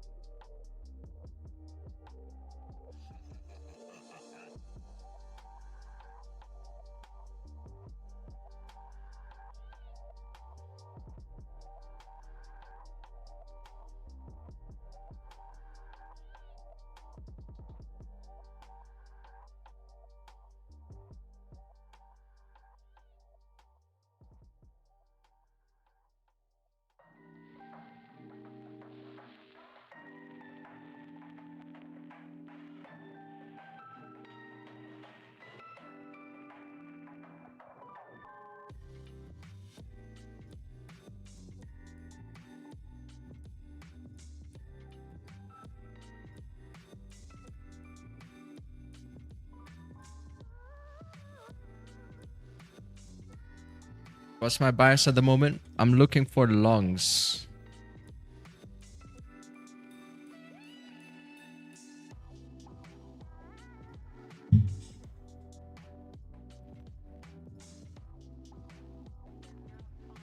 I think PA just needs a little bit of convincing here.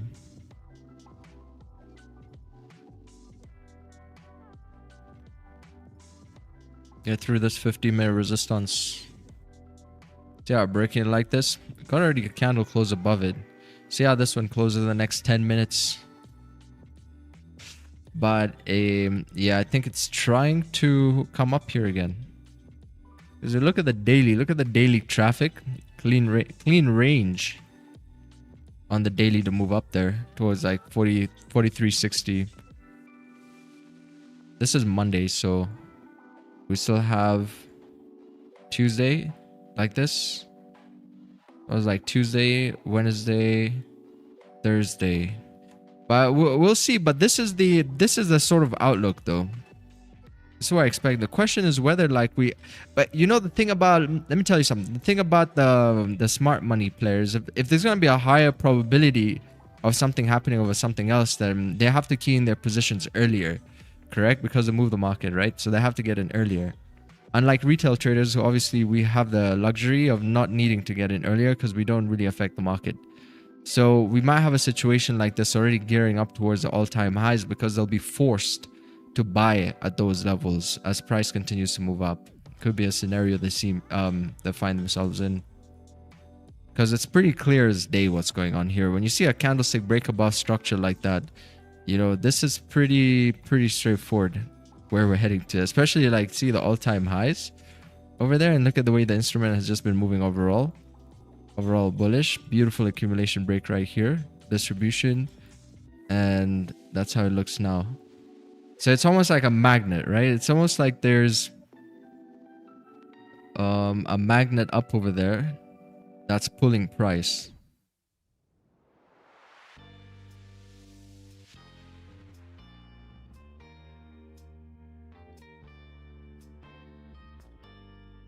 That's how it feels. Like there's a magnet that's pulling price up like this. It's the same thing you see, for example, if maybe you go on NAS 100.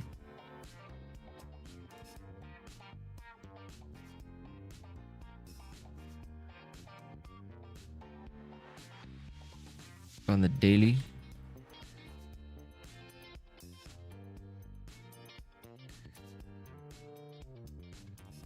This is like a magnet pulling it.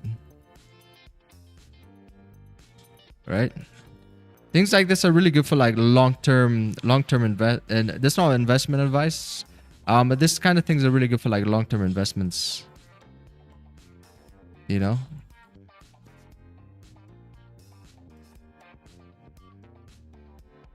Like ETFs or something.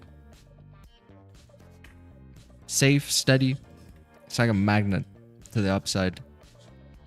Stuff like Nvidia, that's going to be quite interesting to see what's going to happen with Nvidia now. It's moving up beautifully though, but pulling back quite heavy. Here on the weekly, needs to respect the $166 mark over there. So I'm still monitoring Nvidia here, because I think this is where now the fear will sink in to people if we start breaking below 166 and respecting it, because now price can come down to like 140-ish. Because right now it's like emotion, it's all psychological, right? It's like the emotional level here. So it's got a grid. And right now, let's say if this is an index of chill to fear. Now the grid is like right here. It's right over here. Because you still had the exuberance from the year. Nvidia is doing amazing as a company altogether. But now you got the guy from Big Short calling AI a bubble. You got people securing profits here by like psychological mark of $200. So if we're gonna break that support by 166, then you know then the gauge is gonna start going a bit more like this. And you know what happens when there's fear in the market? You know, that could push price down a bit more, especially after such a strong bull run. So yeah, the thing surrounding Nvidia right now is quite interesting. The players who are involved in saying these things.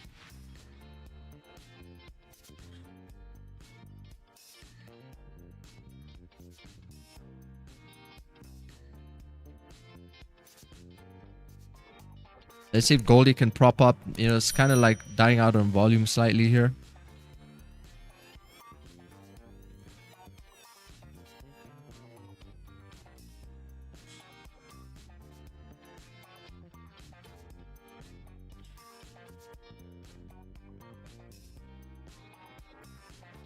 Looks like it's holding resistance. What do you reckon, the 15? We didn't go about like 5 minutes. It'll be nice to see that thing reflip. Then it just becomes like a break and a retest there. Reflip and fly. Yeah, I think I'll wait for the 0.40% this time. I feel like if I was going to take the aggressive entry, I should have taken probably like here. That should have been my entry here. So now I might as well just wait for the trend.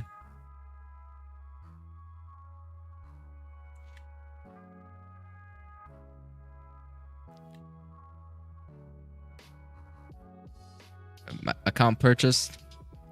Nice one, man. Let's go. Godspeed. May the pips be with you, sir.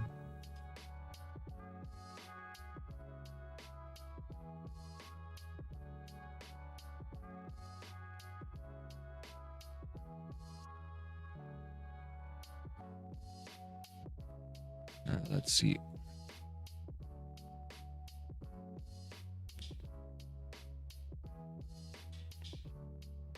Got better support from that 8 SMA there. Oh, 5 minutes looking pretty clean though. It's like flirting with that support as well by 48 physical support. It's got like some psychological resistance as well by that 8 SMA too on the 5. So it's like bouncing between the 15 8 SMA to move up and the 5 to move down. Right above that candlestick there, and it's also a clean range here. Range of around 68, 69 pips. At like 3 minutes 30 seconds for this candle here to close. Because if this candle closes support, then, and if the next candle opens and breaks those lows, you know, then there's a chance that price moves down to fill this range, and then that becomes like some kind of a resistance that was formed over here. Maybe even a liquidity grab right above here to come down to fill this range towards like 42.40. Correct, but you're still trending against the bias of the day, which is still bullish, but definitely setup wise it looks very clean. It looks clean. So we got 2 minutes 50.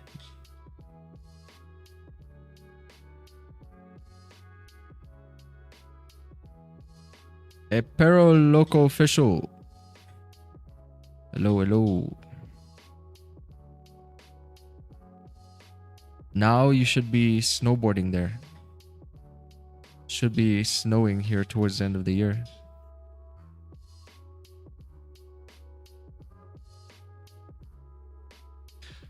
Snowboard time. Ta-da-da.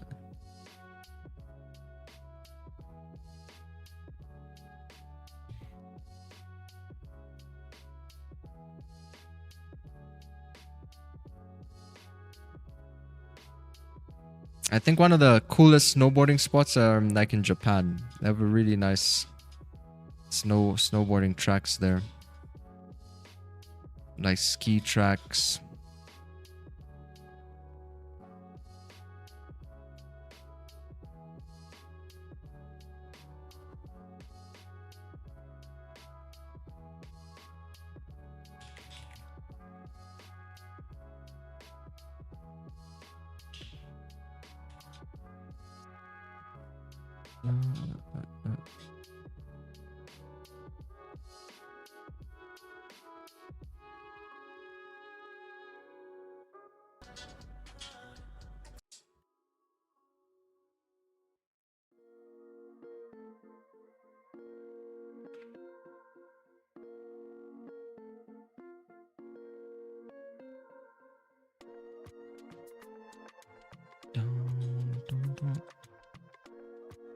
See what 5 minutes about to close. About like 57 seconds.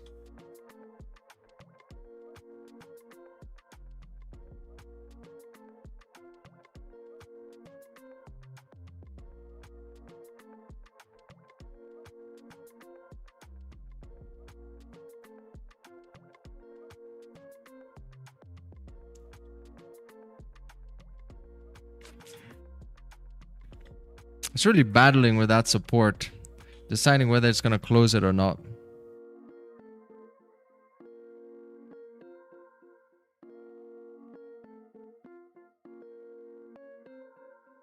Looks like it might just close it though. 10 seconds.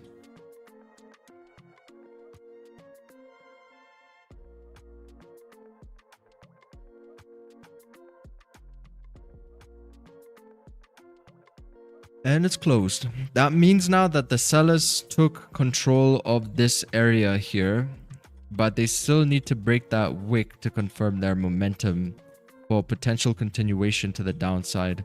Now that's just creating a top wick, which is ideally what you want to see. And then basically it's a variable, right? It's just the probability of this moving down has increased with that candle closed below support. And then the probability again increases as this candle break those lows. And obviously the fact that you have clean range also helps the probability increase. But it gets to a certain limit, right? So whenever you take a trade, you're not taking off like an emotion. You're kind of looking and seeing what was just the probability of that trade playing out in your favor. Please don't spam the chat.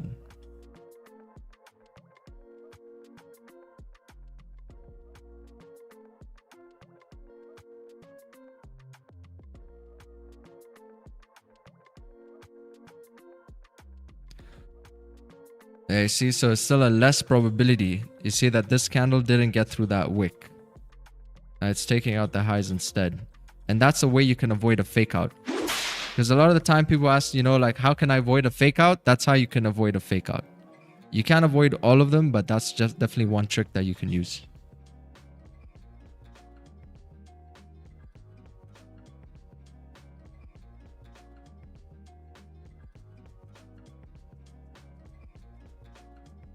That's how you're going to avoid a fake out.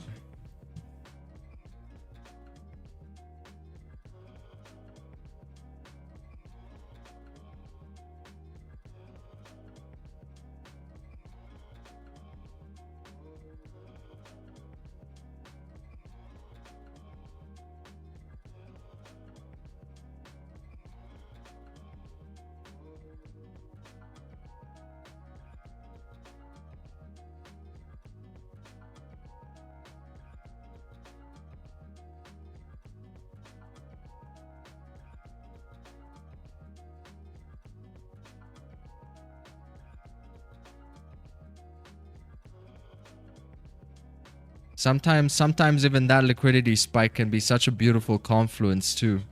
Like if you notice like an aggressive grab like this and then the candlestick still reflips to come downwards, you know basically it was just hunting stop losses there. If it doesn't close as that support to keep pushing upwards, creates like a long wick. Still got about like 2 minutes. SMA is still holding it there. If you put a line graph on, you won't see the wicks, right? The wicks are where the maneuvering come in. Usually it's the wicks that sometimes they're gonna take people out. So if you look at the line graph, you're looking more like how a candlestick's closing. Then you gotta maneuver these wicks, these booby traps. It could be a nice little confluence, man. If that thing reflips at this point, dude. Because some people like me, I would get in on a trade like this in year one, for example, and then put my stop loss above the candlestick like that, and then have that happen to me. Then I used to look at that and say, okay, you know, like, what's the best way that I can get these trades and avoid these things happening? And the idea was to wait longer for wicks to break. But at the time, I didn't like the idea of waiting an additional 10 pips to get into my trade. So I would prefer to have it like this than have it like this. Because instead of 20 pips, I would be getting 30 pips. You know, so it's more operating from a point of I need this to be like the way I want it to be and not the way that the market should be played. And then just gives you a better chance at situations like that. It's kind of a downer that it's still moving down though, unfortunately, because I am still looking for buys. I would like to see this thing move up. Look at this 1 minute here. No top wick on the push. Just dumped like 20 pips. It's got that like head and shoulders in here too. Left shoulder, head, right shoulder pattern. It's a bit of an accumulation. Maybe potential fakie on the head. The head section right here. But you see the volume coming. The thing about the head and shoulders, you can't just trade like a head and shoulders pattern. It needs to make sense in the context of what you're trying to execute on, or the entry model, right? Then you see the volume and you're like, nice. It's looking pretty good there. See, maybe something like this. You got one right here. Got the fakie, do. Got clean range, beautiful clean range on the left-hand side. Little accumulation breakout situation. See, the market will reveal these things to you the more you're looking for them. If you're not looking for them, then you won't see them. Because we're all looking at the same chart, but everybody's viewing it a bit differently. Some people are thinking about FVG somewhere around here, and other people think about other things. Pivot points maybe even, or a point of control. So it all depends on like how you are calibrated to look at the markets. But we all look at the same candles. Correct? So find a system, stick to that system through its good times and through its bad times. You gotta stick to that system, and if it's a good system, it's a good system. Don't fix what's not broken. Now, sometimes, you know, market just acts so different, where it's like you're getting a loss and a loss and a loss, then maybe a small win, and a loss and a loss, and there's nothing you can do about that sometimes. But you have to see the vision. Like, where are we heading in the long term? You know, where's that consistency? Where's that growth?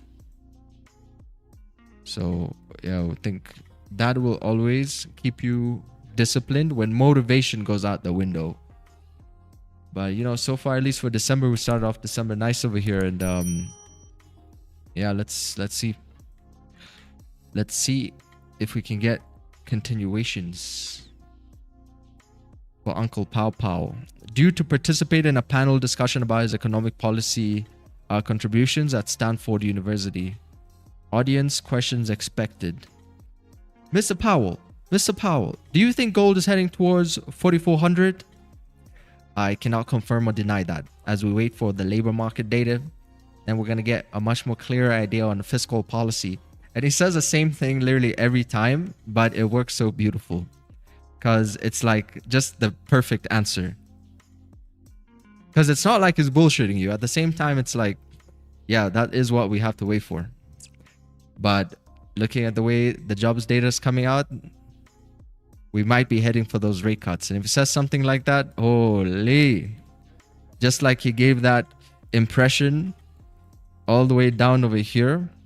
This was on August 22nd. Then we're going to see price move. And it's not supposed to just move on that day. It's going to move up to 4,400. So we're going to see more of that bullish exuberance kick in Tuesday, Wednesday, Thursday, as price continues to move up. If he gives away anything like that, seems like he's willing to cut the rates. Because I think the members of the federal committee over there, they're all pro rate cuts. It's only Powell who's like kind of a little bit more hesitant, right?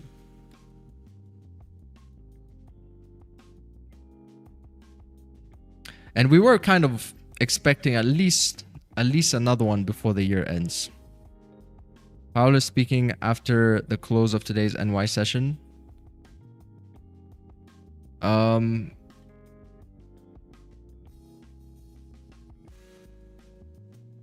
Yeah, I mean, this should be when he's speaking here. 8 p.m. So that's going to be what? Oh, that's 8 p.m. So that's going to be towards the end of the day there. Oh.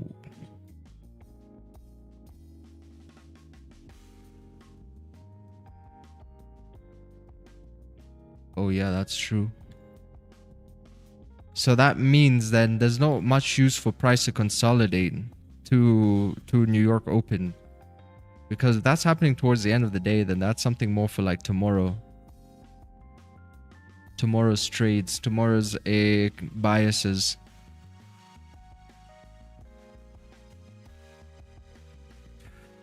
Kind of missed out on that small detail there.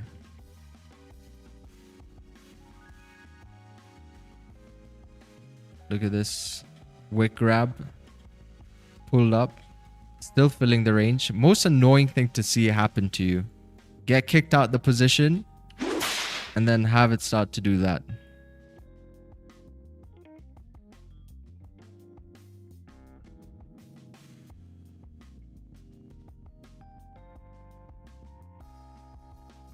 15-minute holding nicely. You think it's coming for a bottom wick? Oh, damn. The hourly actually flipped. Holy! Look at that. It actually created the bottom wick here in the last 5 minutes. Like, let's say 10 minutes. 10 to 5 minutes. Man, that's crazy. Hourly candlestick was... That's why it's so good if we get a freaking bottom wick. Hourly candle is here. The like literally 90% of this hourly candle was all the way up here. And then it only flipped in the last 5 minutes to create a bottom wick. See, man, the importance of candlestick anatomy. You gotta have a body and you gotta have wicks. Because there's a higher probability that most candles are gonna have a top and a bottom wick. I think it's like, what, 80%? Something like that. That all candles have at least a top and a bottom wick. Well, not every single one, because the lower time frames are gonna be more prone to errors, but like on the higher time frames.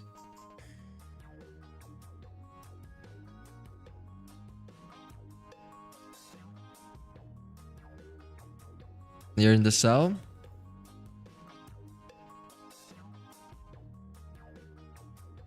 What's the next target for the sell? How much did it push down already? This was about 30 pips. Yeah, I think that would be like... At this point, you wouldn't want price to go against you. If you're getting in based off of that candle right there, re-breaking the lows after that liquidity grab. You wouldn't want price to go against you.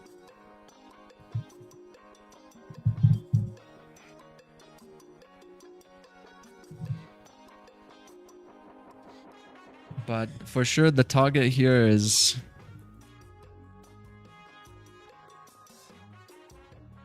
at least towards 42 over there. You're seeing at least 65% of the range get filled up. As it also is catching up to that 50 SMA.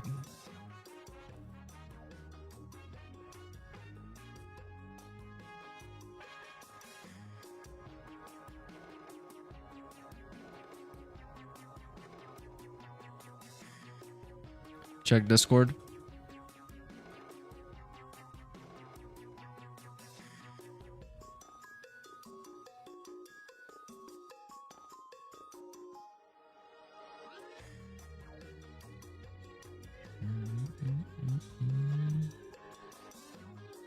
Yeah, but I don't know, like, what is this?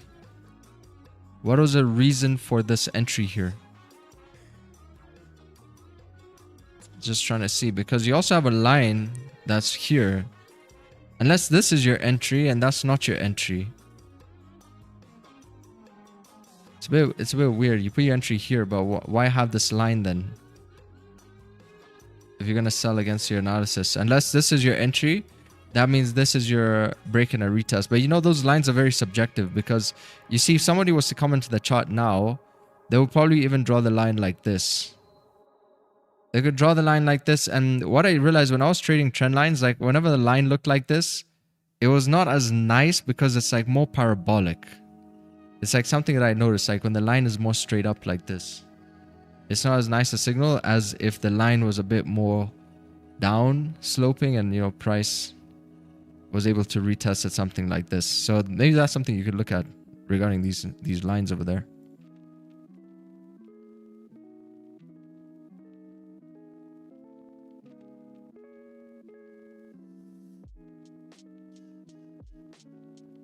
Deep reversal. Yeah, it's good, because the hourly candle, at least we can get a new hourly. You see how sneaky the market is. Look how sneaky this thing is. That's why I said, guys, I believe the market's efficient. It's so efficient, man. It is insane. Create a bottom wick in the last 5 minutes when the whole hourly candle was all the way up here, and then still have the candle close like this. Insane. Because, you know, at the end of the day, you're gonna just look at the candle and say, oh, it has a bottom and a top wick and it looks quite normal. But you don't know what this candle's been through. It's a sneaky bugger, this one. This 22nd. Oh, that's all good. We closed bullish in the last 20, right? But this is good. This is good, because I want to see that the next candle keeps pushing up like this, and at least it's closing up higher. So it's a good sign as well. It's a good sign for good things to come. Let's see if it can rip up though. Just get some fresh volume in. So that's just reading price action. You see, like when you're reading organic price action, like what I call naked charts, you start to actually see the candlesticks for what they are and how they behave. Not when you're just waiting for a... Not when you're just waiting for like some kind of a retracement to an area.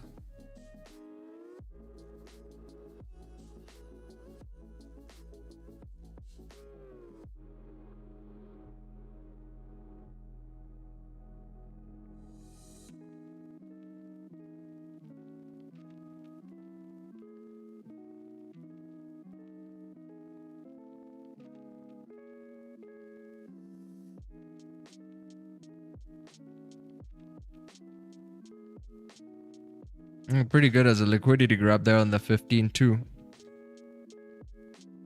It's like hovering at 0.30-ish. Yeah, extra 15 points on the daily. Percentage points. Yep. 0.15 plus 0.15. I think that would be nice.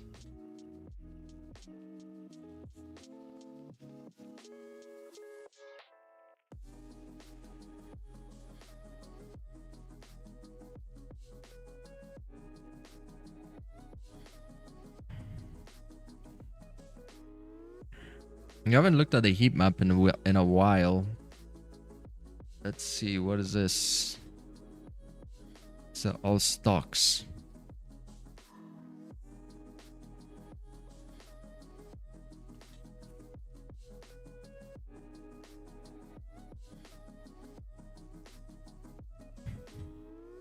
Alrighty.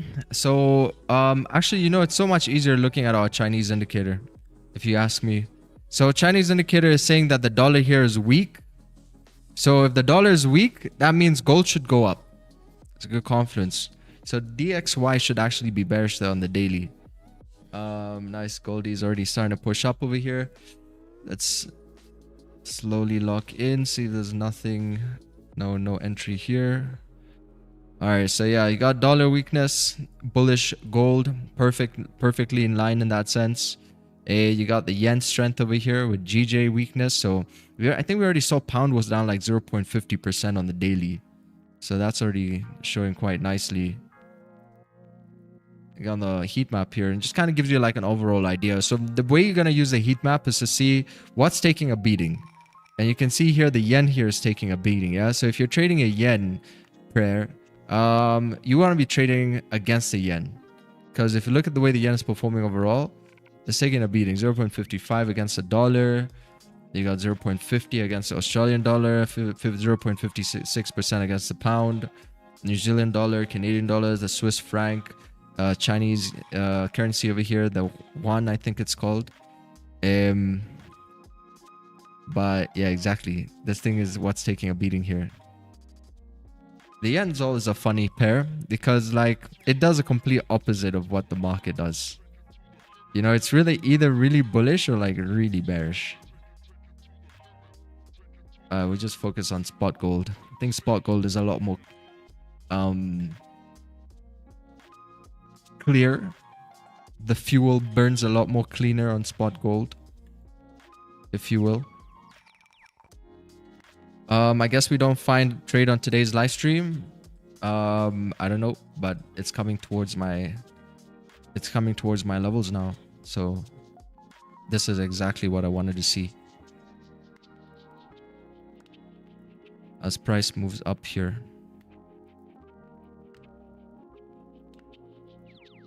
Oh, it's breaking above this region.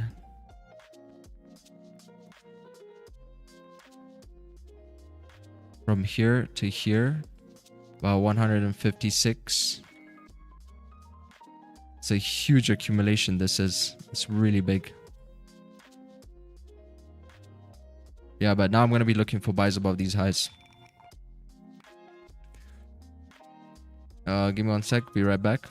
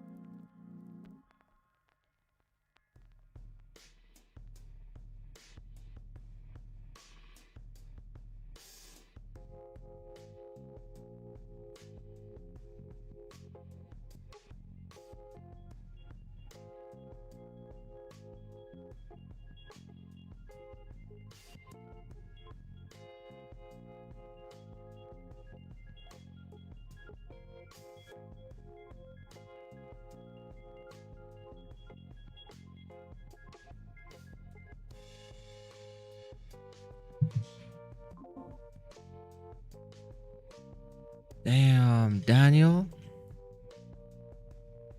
What a rip this was. Damn, Daniel.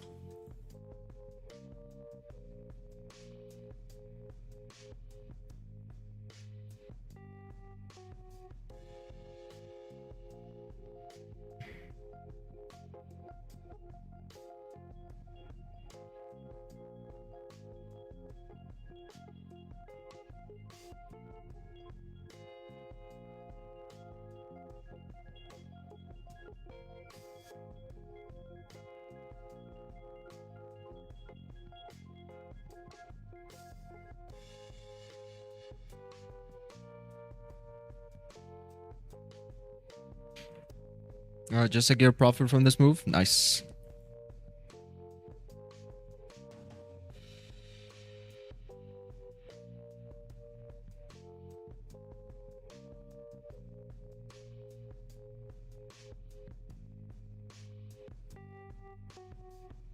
Let's see where that 4 hours. This is we're getting through that level.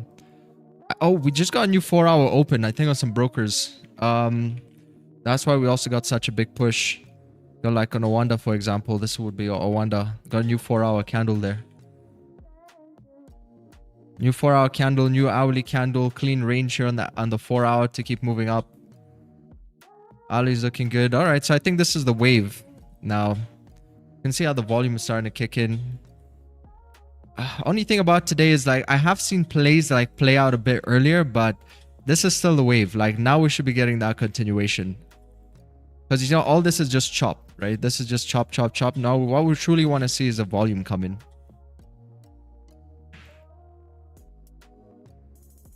$30 pips. You said 300, but I think you mean 30. Nice.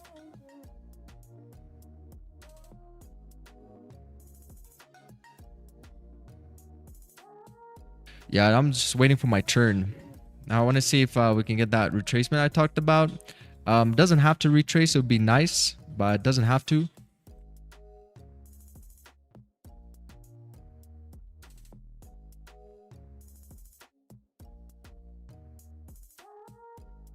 No.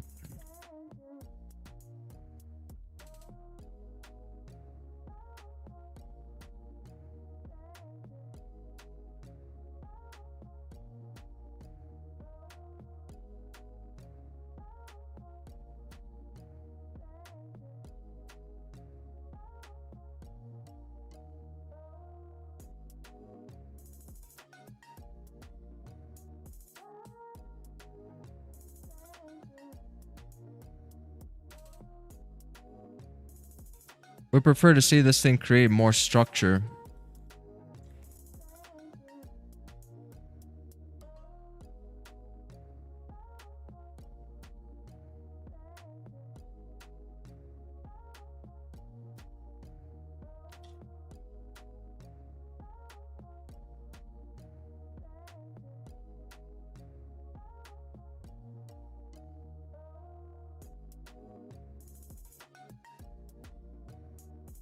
See if we can break on these these highs. Let me see how big the stop loss. Ooh, still a bit tight. It's still a bit tight, man. Oh man, this is a tricky one today. Flip. It would be nice to get a bit more structure in this. Honestly, a little bit more structure. But not just breaking. See on the 5-minute.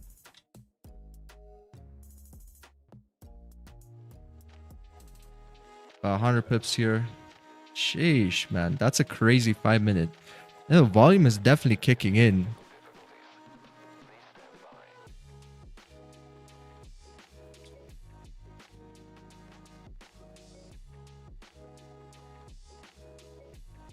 It's kind of hoping it would fake this entry out right here so it could create like a better structure. But it's still playing it out.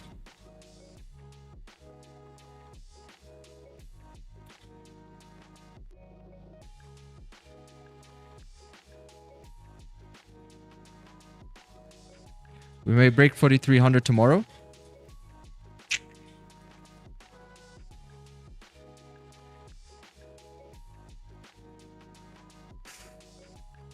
Yeah, man, just a lot of hesitation.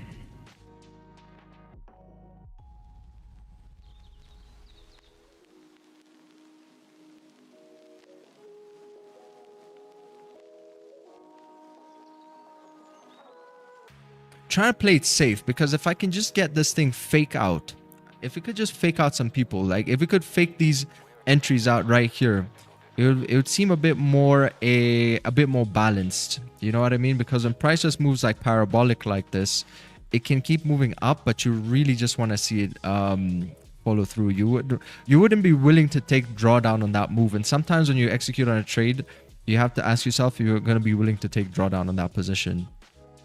So like a trade like this, it's pretty nice as a small scalp, but I'm not really trying to scalp. Like on stream, we look for actually much more bigger pushes. Looking for at least, like 20, 30 pips. This nice as a decent scalp, got like a tight stop loss here. But anyway, let's see. It's retesting that entry right here. It'd be nice if it created that resistance and then came down like this, then re-break those highs, a bit more volume. Or let's say rather a bit more structure. Bullish funnel again.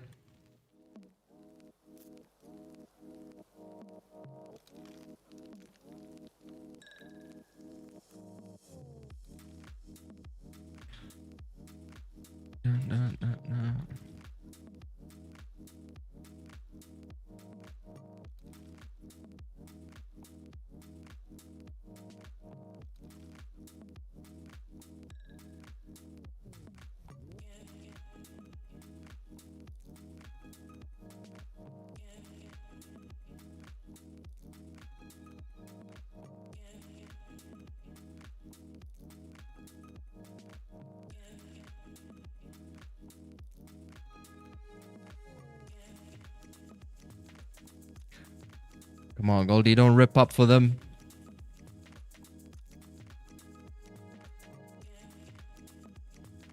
Pull down.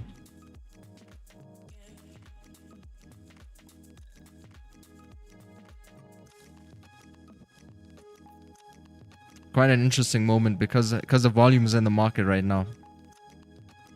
Volume is right here, but please, Goldie, just pull down, just pull down, just pull down. If it starts skyrocketing from this point, then it's gonna become a little bit trickier.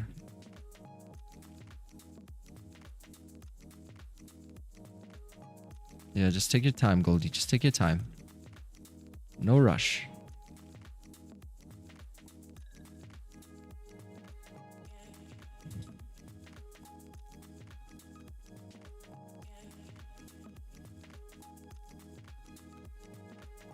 Take your time there, buddy.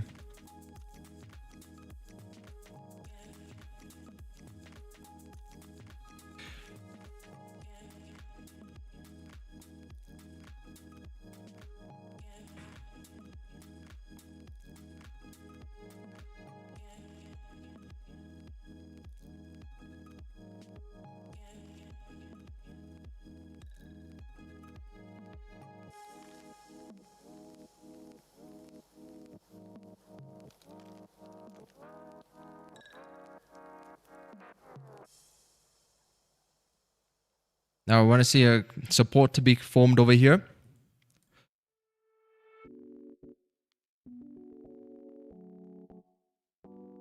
Then see how that's going to look like as it starts breaking the highs.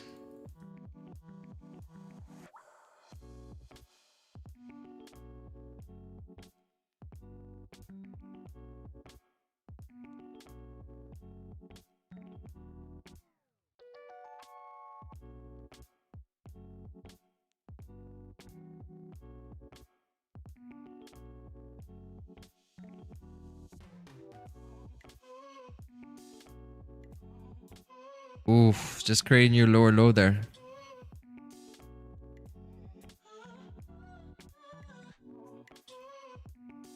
Let's see if we can pop back up, create a support, maybe get it on an inverted.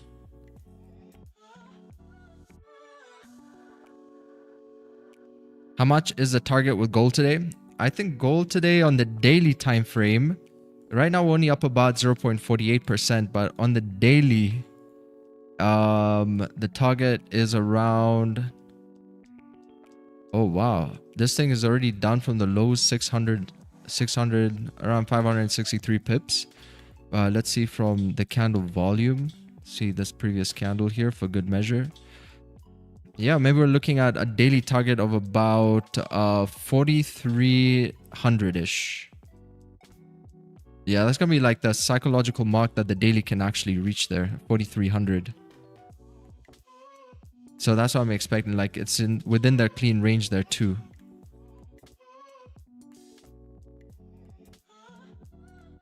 Oh, it did push back up, but it created support, but now it's still ripping down.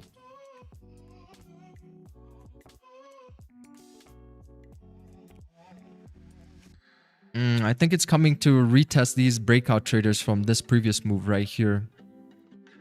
I don't know why today's really needed a lot of analysis, more than usual. I think what's confused me here today was how price was behaving on Friday. For some reason, I wasn't paying too much attention to this, but a price has been moving up. Like, should have taken some buys here on the open. Right here. Maybe just be a little bit more aggressive here on the daily, but yeah, you know how it is. Mondays sometimes can be like that. So I'm playing kind of a safer route in terms of how I want to see these things execute. How I want to see this trade execute. It's coming back down. It's creating your lower low there.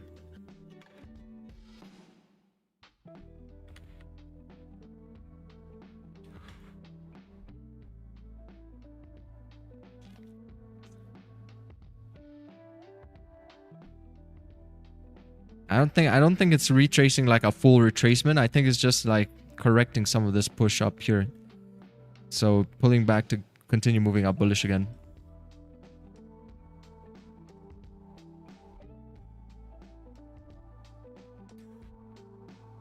What is that noise? What noise? Is there a noise? On sells now, let's see, just for the fun because I'm testing.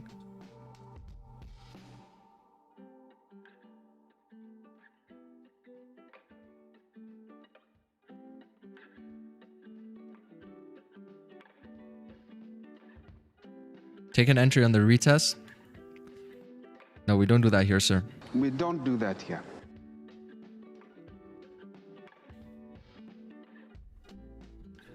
I'm waiting for something very specific.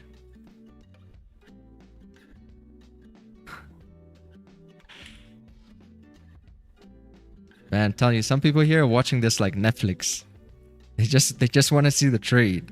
They just want to see the trade, and then they're gonna go and watch a different show. So it's getting heated up now.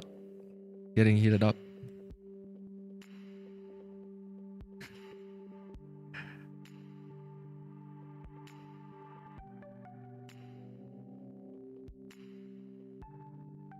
I get it, Chad. I get it.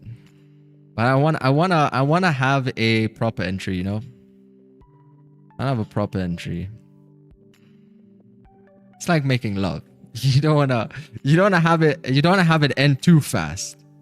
Especially on live streams. You guys like trades that you're gonna like make love on, that you're gonna like be on and you're gonna bond on, that are gonna last for very long.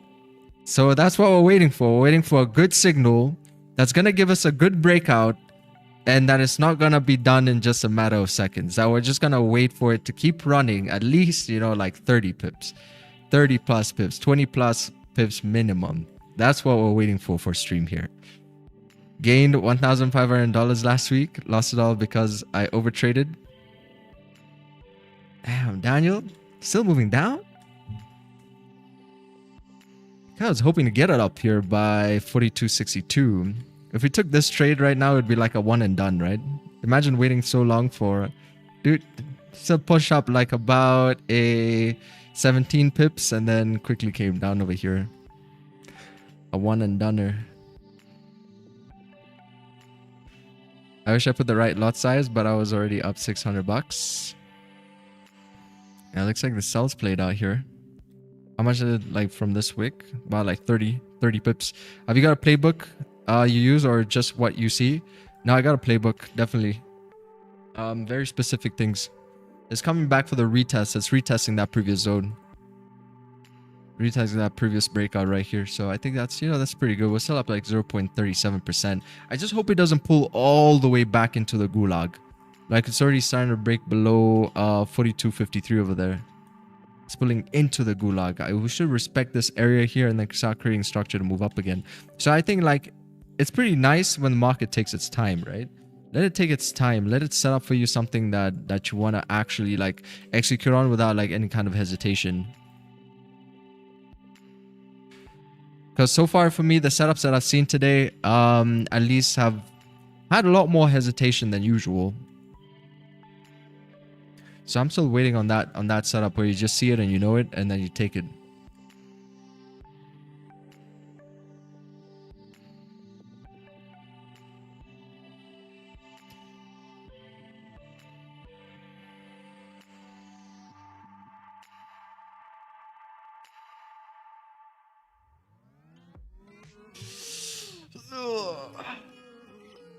Chat, I'm already up like 2%. I'm not in a rush to take a trade. Why would I be in a rush? Like every time you take a trade in the market, you're basically accepting that you're giving the money back when you're taking a trade in the market. So that should be your mental model always. It shouldn't be like, oh, I'm going to make more money. It's like, how can I protect what I already made? Or, how can I approach this very cautiously? There's a huge difference between trading and gambling, right? If you zoom out a bit onto the 15, you can see we still need to pull back a tiny bit more on the 15. Nice little break and retest. At least this candle here closed above resistance. I don't know about pulling back anymore because we don't want it to come back into this range. This is an area that it broke out from. So why would we want it to come back in here? We would want it to respect this zone and then continue to move bullish. Because then we start getting a sense of a directional bias. You see even our indicator here is showing us that daily bias now is bullish. And now it's waiting. Because it's right at the fringes of when we should be seeing the waves take us to the promised lands. It's right on the fringes. Because all day today, we haven't had a trend. What you've been trading is more gulag, right? So price has not been moving too directionally here today. The only thing that you can say was maybe on Friday's candles, we were a bit more directional. But on this daily candle, the daily has not been doing anything up until like this point. We've just been stuck in this. Let's see if we got a 30-minute. Maybe you see it a bit better. But you see, we've just been stuck in this range. From here to here. Like moving. If you look at this line, yeah, what direction is that line going? See, it's moving more sideways. Correct. So this is where the confusion was.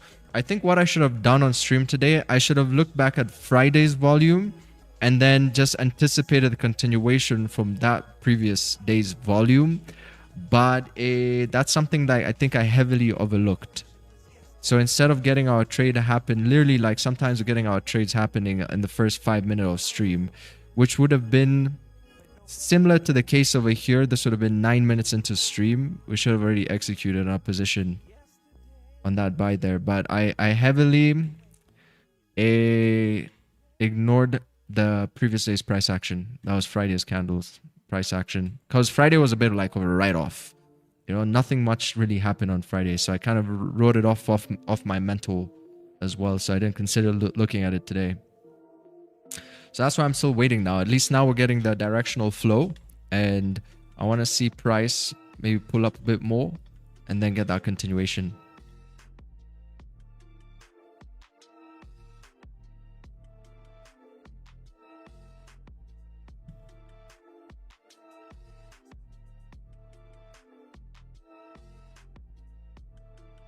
I know a guy that trades the line. See if we can get it soon, because I don't want to be a slave to the charts either. If it comes in the next, let's say 20 minutes, then I'm going to execute. If it doesn't, then I'm just going to call it a session here.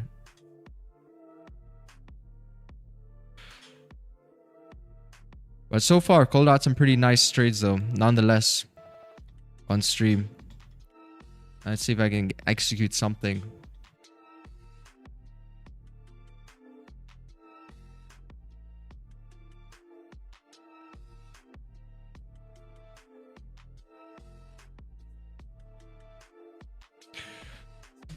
It's going to your levels check. Yeah, it's going. It's going according to plan. That's the thing. Everything's going according to plan. Gold is behaving the way we should see it behave. Daily's looking good. We're poised for some more gains. I think the volume is nice, generally speaking. Breakouts have been playing out beautifully.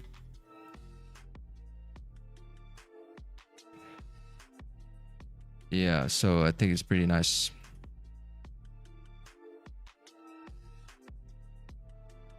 Gold rises on softer dollar, US rate cut prospects.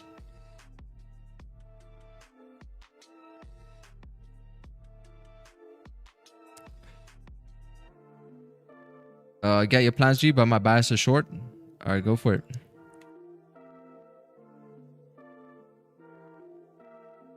Go for it. Just know that buyers and sellers make money, right? That pigs get slaughtered. So it's not like you couldn't make money selling the market today. I made money selling the market too. But I wasn't greedy.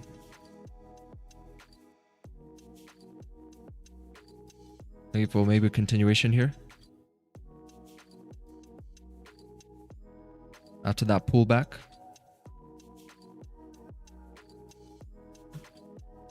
Yeah. Now it's going to look like a break and retest to you based off of that previous breakout. So that's a break and retest that somebody in the chat mentioned earlier. But you see, we waited for a bit more structure.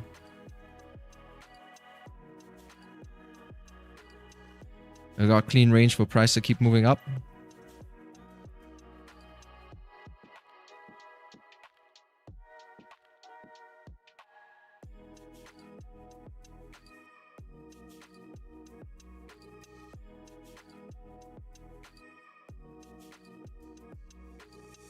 Get that break, retest, and then continuation.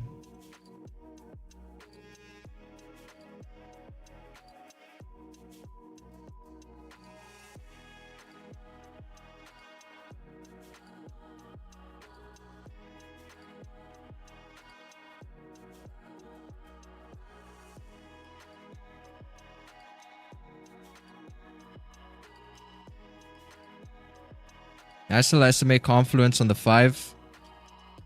15 is about to close, so we're about to get that new 15 candle open up, which is good because it's going to be more in our direction. Instead of like going against that 15-minute bearish candle, you're going to get the new 15-minute candle open up as a bullish candle. Let's see now. See if we can get some kind of confirmation there. I don't mind if it doesn't break now. Actually, the more structure it creates here, the better. Even if it was to come up like this and then even pull down again and then break properly.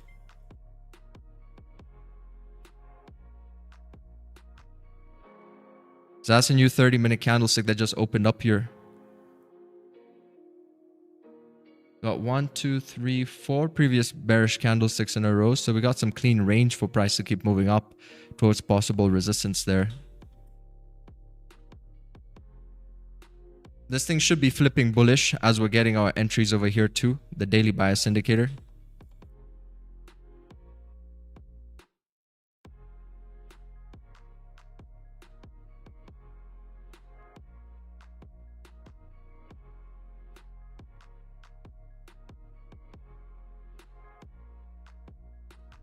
Wick fill or rejection? Yeah, it's like a wick fill. We got a shield too. Well, we spoke about this, how like whenever it's a long wick, then you kind of get this shield effect. Whereas like rolling over here in line with that break and retest, in line with the daily confluence to keep moving up, I think it will look pretty nice. As long as it doesn't keep pushing down, then we're heading back into the gulag. And if it heads down to the gulag, then yeah, at that point, I'm not going to be looking at the chart. Because this is what I've been waiting for. I've been waiting to get a feel for the market. When I see volume coming in like this is already really good. And then when I see price retrace like this, and then how it's retracing to come back to retest areas, I think that's giving me really good sentiment for where we should be heading. But if the next candlestick starts to pull down again, then it's like, all right, at this point, let the market just do its thing.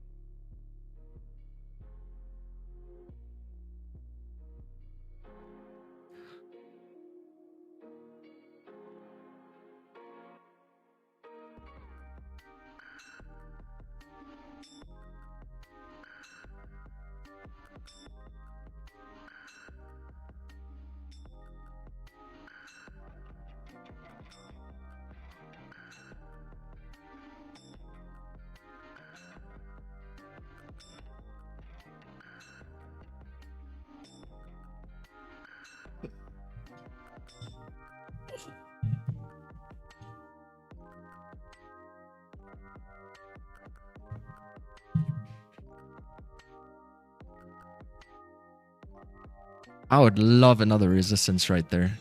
Just right here, right shortly before it breaks. But if it breaks now, it's like it would be breaking also from this little mini section right here. There's a mini accumulation here on the break of that high.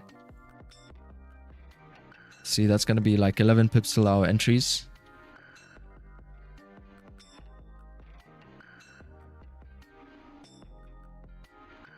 There's a mini one right here. So we might see some volume come in if it breaks above this high. That's by 42.55. 42.55, I might see a bit of volume come in, popping into our entries.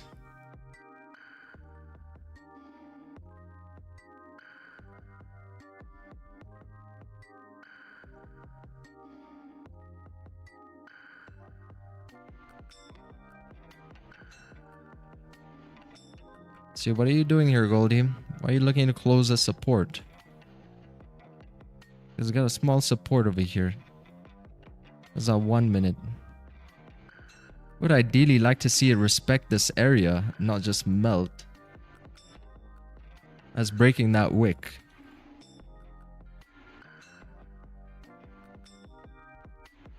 On the 1 hour TF, it's not favoring long.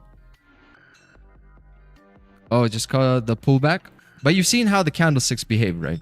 If you were on stream for this candle right here, you know, this candle was basically like that for the whole 50 minutes. It was in the last 5 minutes that it pulled down. This candlestick went bearish in the last 5 minutes and it flipped. So that's a pullback of around, if it was generally speaking up there's a pullback around like 50 pips. Mind you, that was the last 5 minutes. And then it still pulled up another 50 pips to close bullish. So I know how this might seem to you looking at that, right? This is your concern. It's that wick, right? But there's 24 minutes of this candle here. This candle is not yet closed. It could still close like this.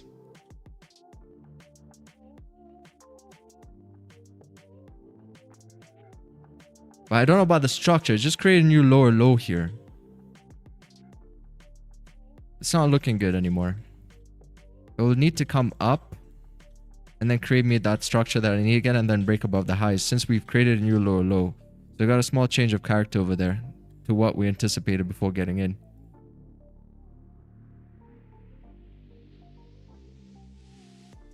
If it breaks the lows, it's going to dump 15 minute.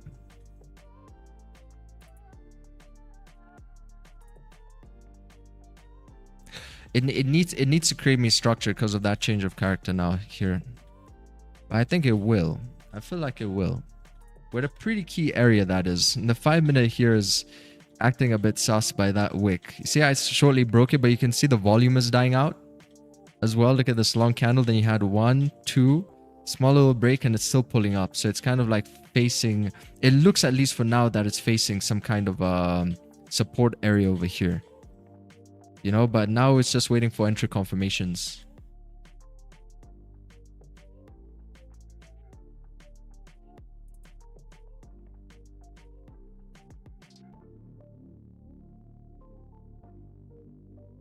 Like 0.38%.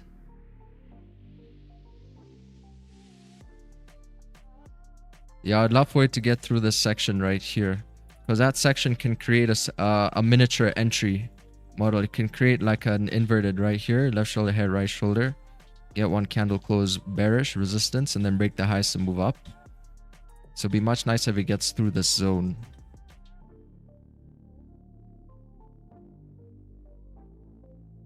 There's a nice little SMA confluence building up there. Because now we'll just have to consider taking an earlier approach, which would be the break of those highs.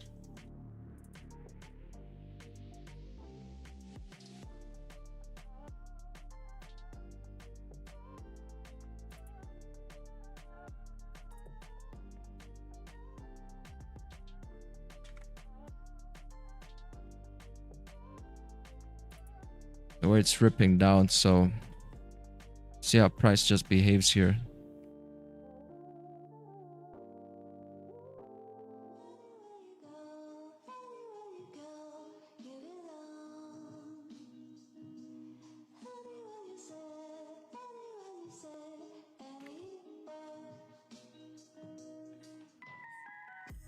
Be nice to get the candlestick close bullish before breaking the highs.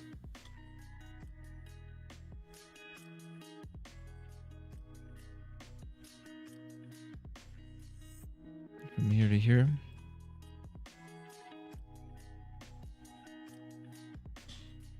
Can create a support there.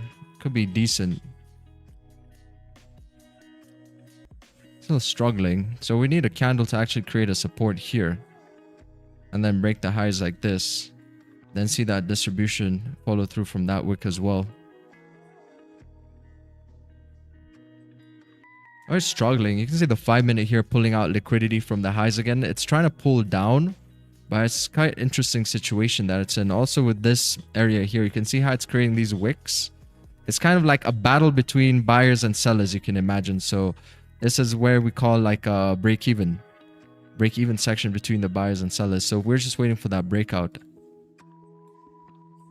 About 58 seconds for that candle there to close. The good thing about that is usually when there's a battle like that, sometimes if like really tense battle, then the breakouts are actually much nicer too. Finally picks a direction.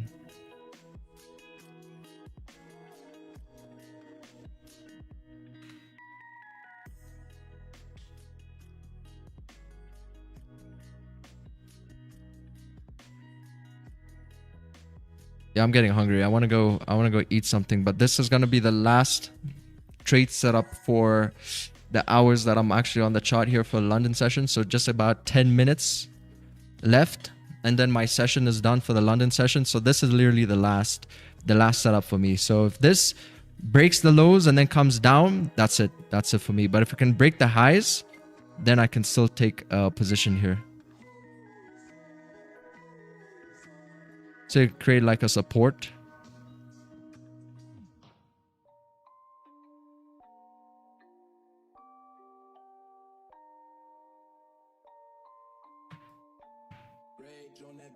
Come on, Goldie. Just play through that break and retest. Got Uncle Pow Pow speaking later today. You're already doing so well.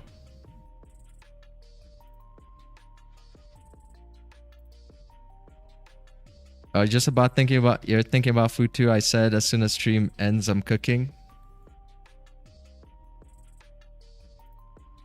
I got some chicken and rice with my name on it. Oh, come on, Goldie. Why? Why are you breaking? Because now it's confirming sell confirmations. It's doing the opposite of what we want. It's confirming more of a sell confirmation than a buy. Here at the break of those lows.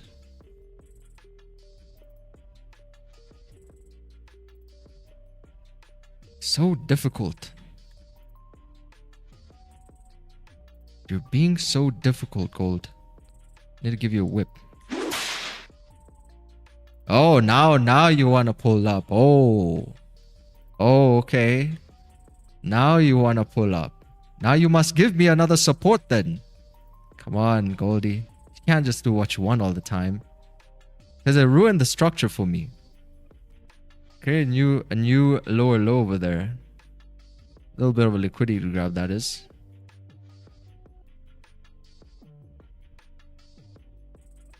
Oh, this can be a good buy. It could be a good buy, but sometimes, you know, it just takes off without you. It does something like that and then just takes off without you. So let's see. So we create like a support here first.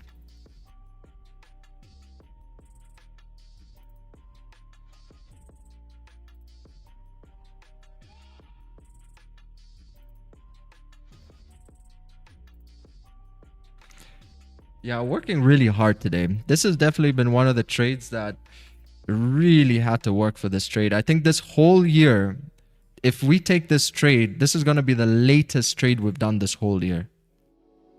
Like the longest we've actually waited for a trade.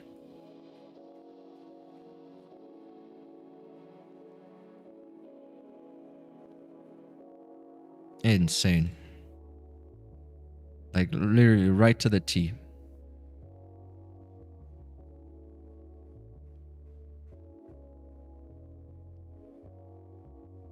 I need a support. If price can create a support there.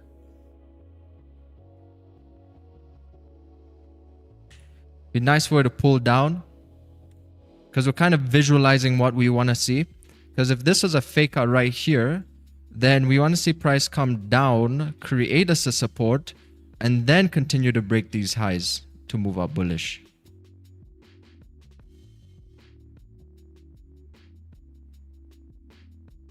So you got a little accumulation break, false break to the downside. Now it's just ripping up. Because I'm trying to avoid a wiki situation. I don't want to get caught in these wicks. You see a lot of wicks over here. So I want to see the structure look a little bit more formed. So you can avoid getting caught in choppiness. But there's about to be a breakout. And the breakout is coming from this zone. We're definitely at a point A right now.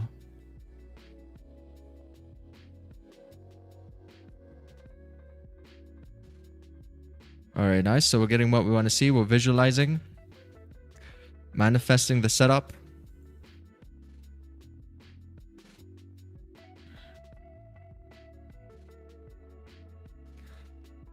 Power manifestation. Right here happening live. I would be good to wait for the SMA to come down and we close above for the push up. Actually, wait. Let's see SMAs. Oh, we're trading against a 5-minute SMA. But we got the 15 in our favor. Nothing much on the higher time frames. Oh, new hourly is about to open up to in about like 15 minutes. Yeah, it'd be nice for this 5-minute to close, because if this 5-minute closes as well, the SMA will come down a bit more just in case it taps it, which it will close anyway in 10 seconds. 10, 9, 8. We're gonna get blast off. SMA should be closing down and pulling down here a bit. Boom. You see, now if it rejects the SMA, it should just reject it there prior to the entries. But we just got the inverted head and shoulders now. Alright, so I'm waiting for the break, then I'm going to get stuck in. Daily just flipped as bullish bias, you see on the indicator.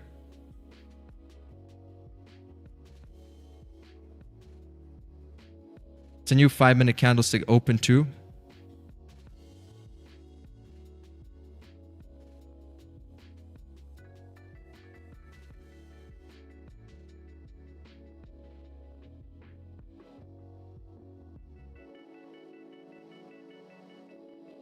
It's created our first support, which is an engulfing 5-minute candle.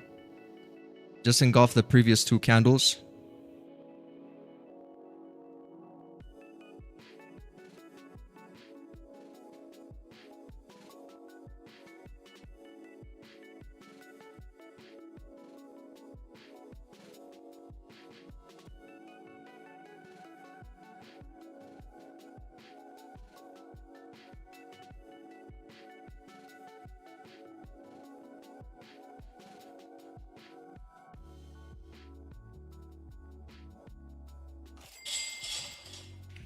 Alright, I got stuck in there. Let's fly, Goldie.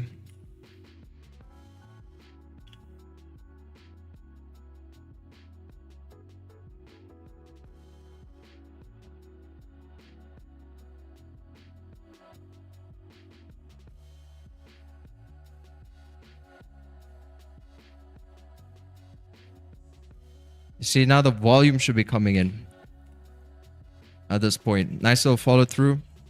Good movement on the break so far.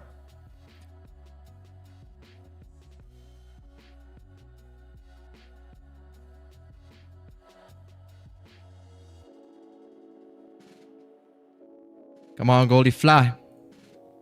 Spartans! Stop loss to break even here at 20 pips.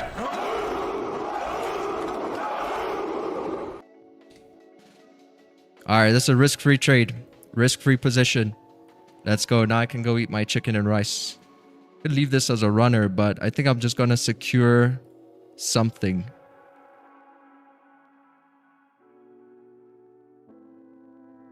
Want to see this thing push through. It's got to push through 42.57 though.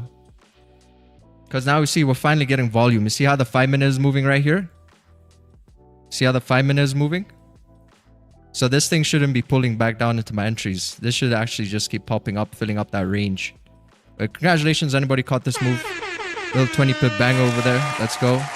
I want to secure here by like 42.58.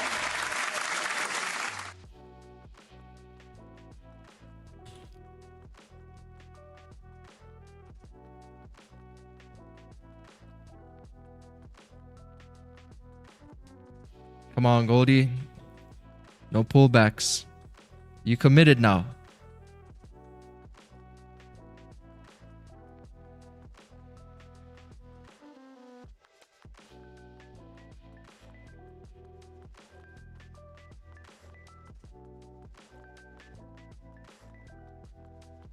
Come on, Goldie. You committed already.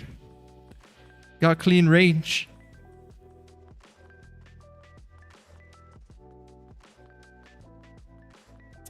Yeah, I just got stopped out. All right, whatever.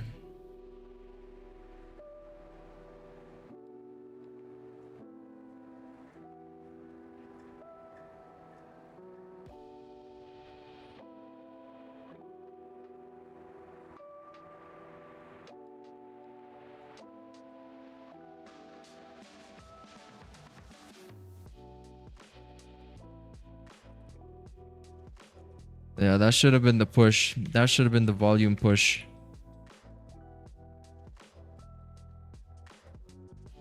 Beautiful.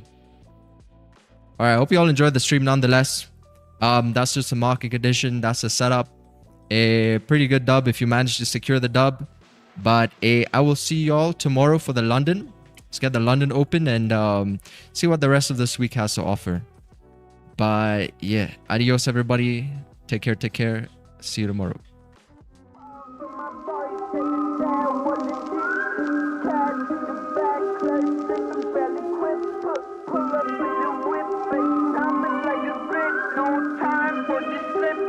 Now we bout to dip. My boy said to stay